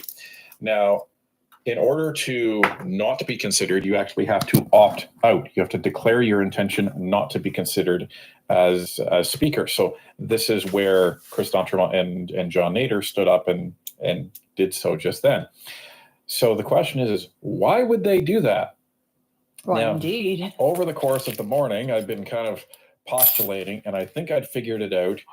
I had sent a text to somebody, and they gave a cheeky response. So I'm thinking I'm right. So let's consider the playing field here, folks. Right now, the Liberals have 169 seats. The Conservatives have 144. The Bloc have, I believe, 22. And the NDP have 7, and the Green Party has 1. So that gives the Liberal 169 seats, 3 shy of a majority. Now, we're expecting a by-election to take place in Terrebonne. Now, assuming that the Bloc wins, that would then drop the Liberals down to 168 seats. And if they are forced, at which point they're going to be, if they are forced to elect a speaker from their party, they lose a vote on every single vote in the House. Except for when a tie is met. Except for when there's a tie. Yeah. So that would drop them down to 167 seats. Now, funny enough, if the Bloc win that seat, the Conservatives plus the Bloc equals 167 seats, leaving the Greens and the NDP to be the tiebreakers. Now, remember what we said before, that the NDP are going to want to be distancing themselves from the Liberals. They don't want to be in any sort of crosshairs at all here. So it's going to really put it down to Elizabeth May and the NDP. And the Greens lost a whole bunch of support in the last election to the Liberals as well. Well, they lost 50% of their seats. Well, that's one way to put it. 50% of 2 is 1. That's right. So if they want to increase their support by the party for the party at all, they need to be kind of distancing themselves and distinguishing themselves between the Liberals as well. So it's a very strategic play. It's unfortunate because we wanted to see Christophe Trump become Leader of the House, but giving children free this meals, and serves they're to like, add yeah, more we're gonna go to black kids. instability Black kids to get the free House, meals. and Like, it's that's like, the what? game. It's not a black That's issue. the game that it looks like the Conservatives are playing. So Kids, right not black on kids, not white day kids, one, kids. they are So they they're fired not playing her, around. and They are recently making came sure back that they with are another guy, and they're conducting like every single move that they have very strategically. Now, this doesn't mean that Christophe Trump won't be able to be deputy speaker and continue to serve in that role, which I expect he probably will. And John Nader may do the same. We will see. But this seems to be why the Conservatives actually withdrew their candidates for to be Speaker of the House here, because they want to retain their votes and they want to make sure that the Liberals are down 1. Pursuant to Standing Order 3.1, the House must proceed to the speech from each candidate for the speakership. Notwithstanding any standing order or any usual procedure and practice adopted by the House, et pour aider les nouveaux députés à identifier les candidats à la présidence, je vais reconnaître en ordre alphabétique chaque candidat par son nom et par le nom de sa circonscription. When the last candidate to address the House completes his or her speech, I will leave the chair for 30 minutes, after which This is how I numbers speak French. When I will read in proceed French, to I the can do it. election of the speaker. Each number It's like has Jackie 5 Chan, minutes. who does for the fucking movie scripts. And he's like, I didn't even know Don't what I was drink the saying. blood I was that just is reading. riddled I with could read it. I was STDs. able to read it in Quinn English, froze, shocked but I don't by know what what I'm the voice in saying. his head told him. Excuse me? The voice explained, I'm detecting several pathogens. Okay, so now we are at the point where we see who the candidates are. So you have Sean Casey, which is interesting because he was one of the people opposing Justin Trudeau in the Rebel caucus last year. You have Alexandra Mendez. She was deputy speaker in the last parliament. You may recall her. Assistant deputy speaker. My apologies. And you have Greg Fergus. You have Sherry Raimondo. You have Frank Scarpellegia and Robert Oliphant. So all Liberals.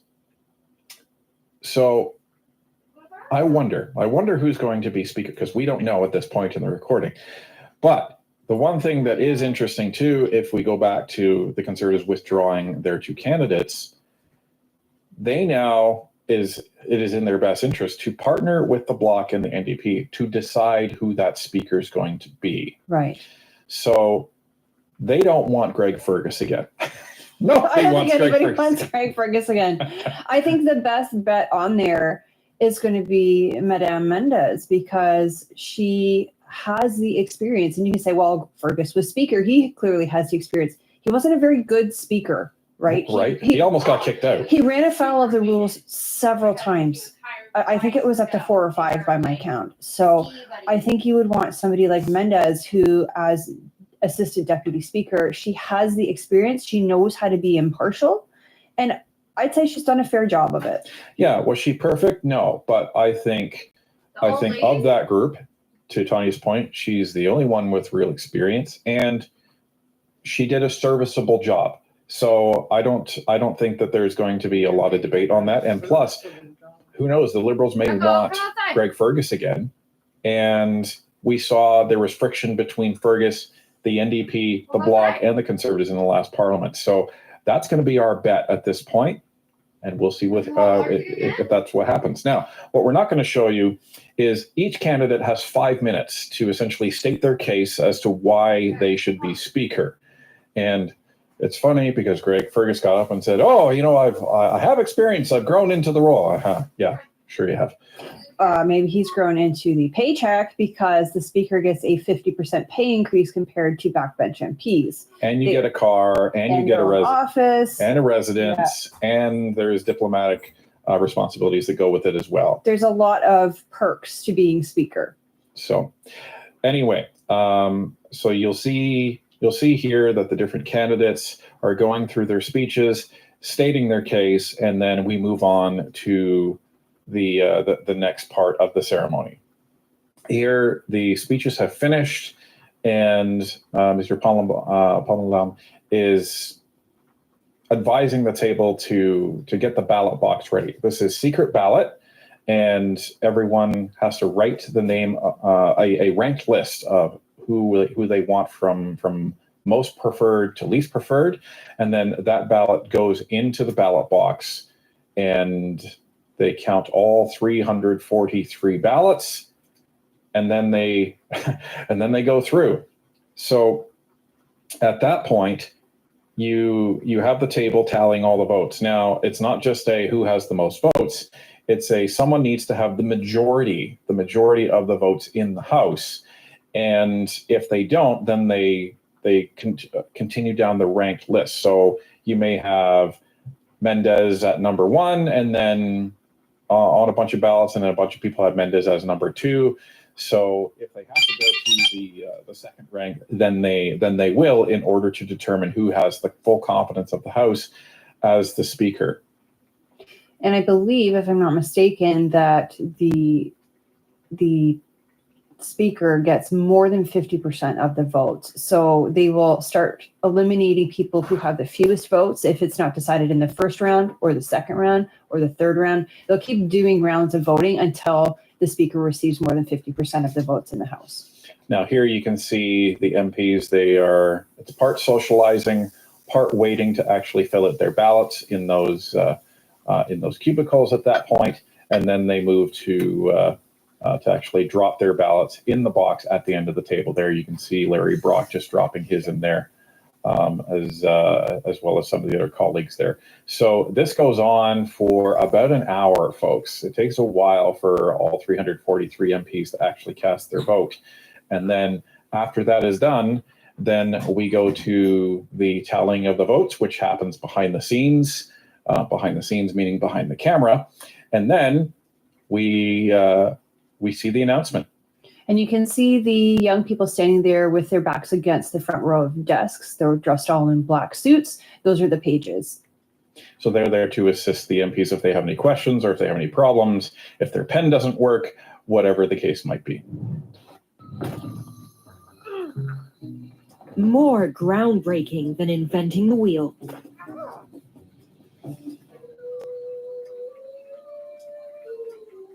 You are an alpha for the first 5 minutes of your morning. So you wake up, don't do anything else other than maybe brush your teeth or use the bathroom, go back onto bed, sit down cross-legged, and this is when you want to meditate. Jose Silva was a radio repairman who lived in the border town of Laredo, Texas in the 1940s. He had 10 kids, and his kids were not doing very well in school.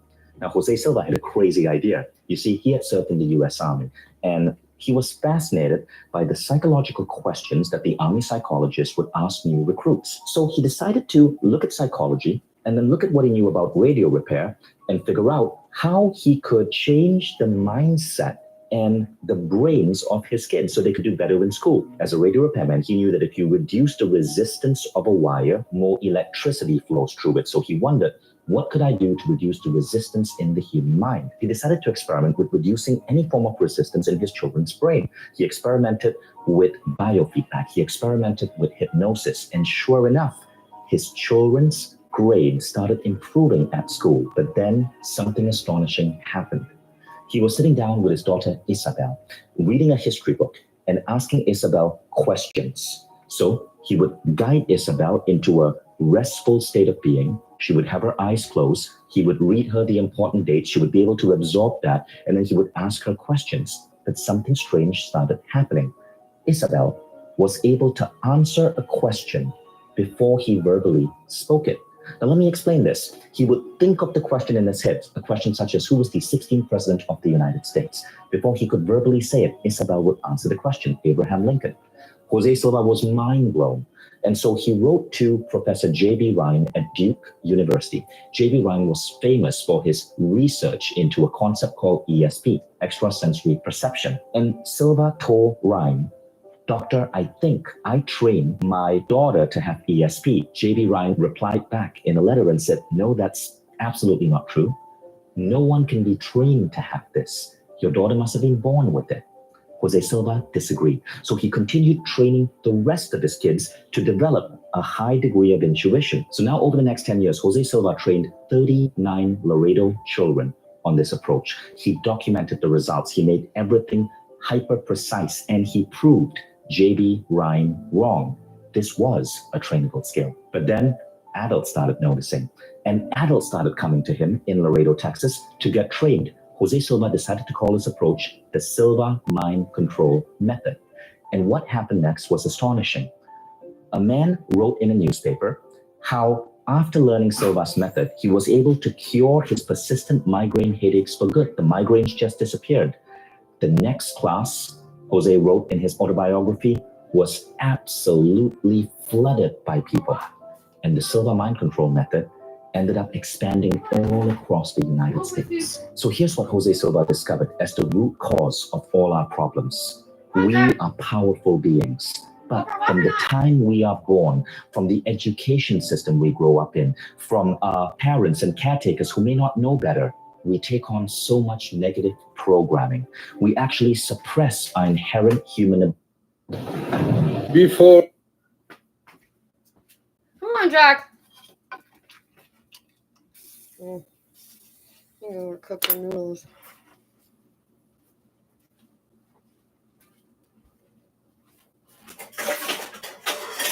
Ow.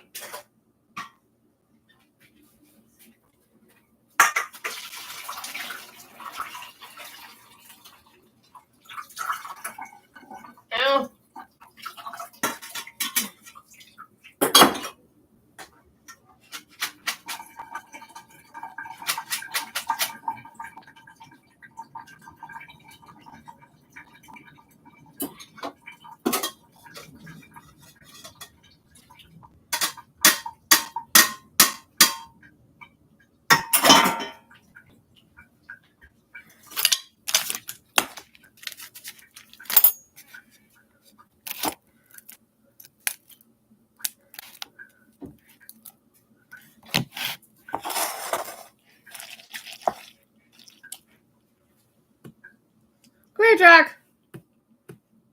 Announcing the name of the successful candidate, I wish to explain how the next few minutes will unfold. Une fois le résultat déjà annoncé, So what Monsieur Plamondon is explaining here is why the speaker is dragged to his seat in the House of Commons. Now, this is an artifact that is kind of left over from the historical days where the speaker was the people's representative in the House of Commons. I mean, he still is. And the speaker's job was to go tell the king what the people wanted. And sometimes the king did not like what the speaker had to say. So let's just say the king would make the speaker a head shorter. He'd chop off his head if he wasn't too happy with what the speaker had to say. Right. So being speaker in the old days was not this prestigious job. It was not a safe job either. And many people who were elected as the speaker did not want to be the speaker because of the occupational hazard that it could present.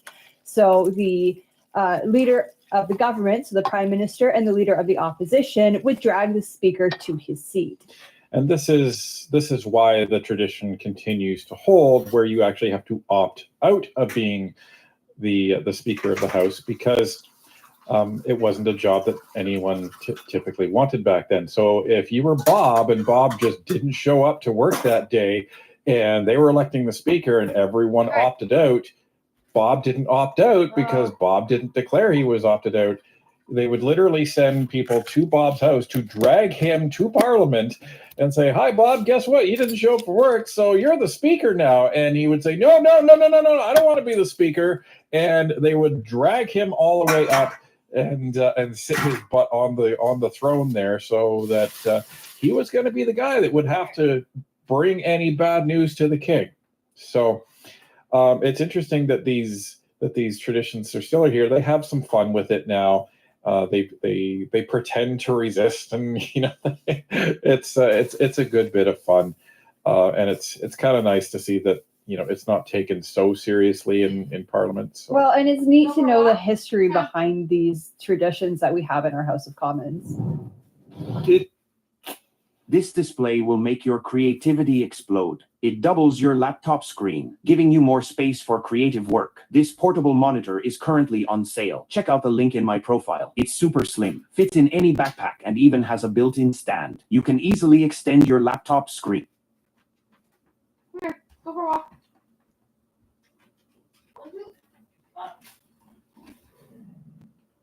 Go, please.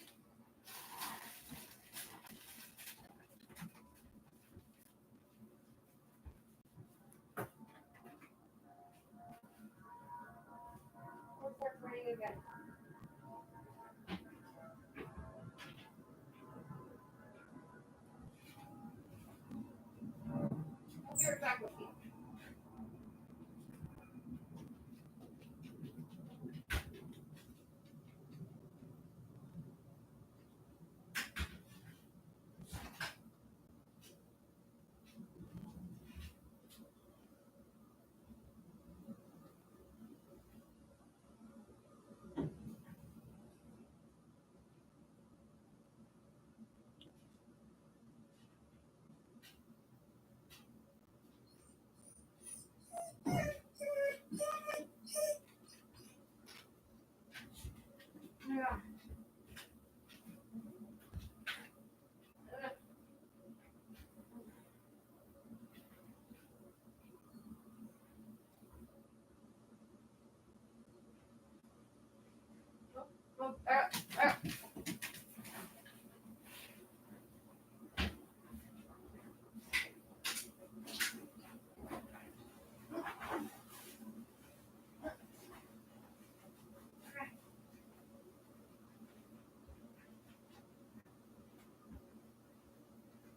Okay.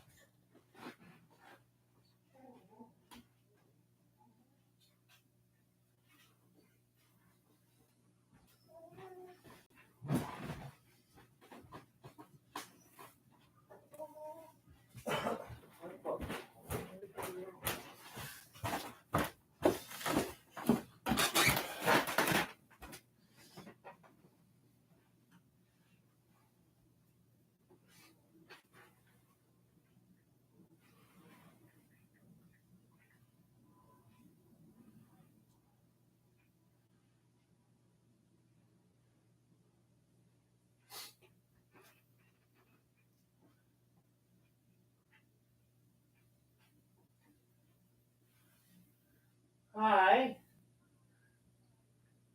Outside where? Oh, you didn't leave for long? It seems my dog kind of peed when he saw me in the entrance.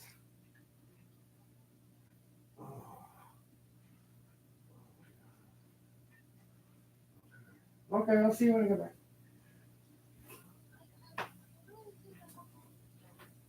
Yeah, I was just wondering how long is that P2? That seems like P2. There's 2 spots. And now he's like upstairs staying over there because I went up, put my pajama on, and being nice to him and everything. And he's like crying like you were gone for fucking ever.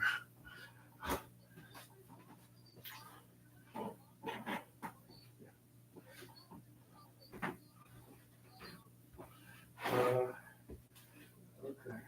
I got you gasoline. Okay, I'll see you soon. Bye.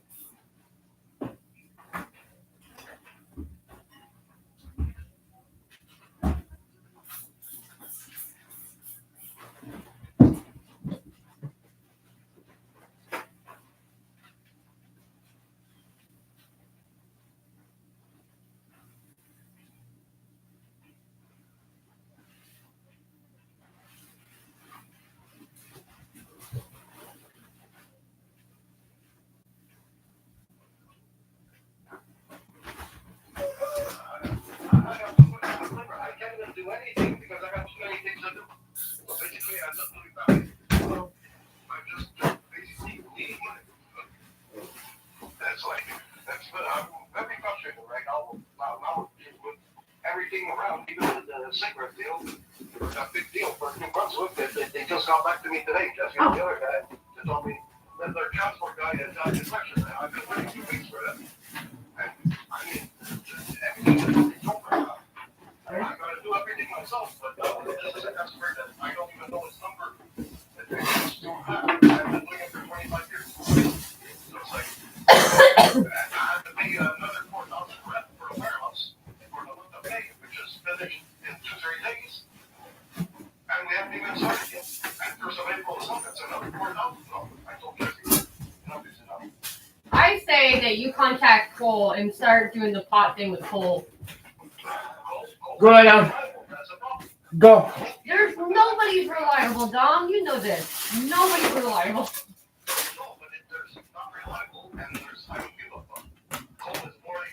Go lie down. For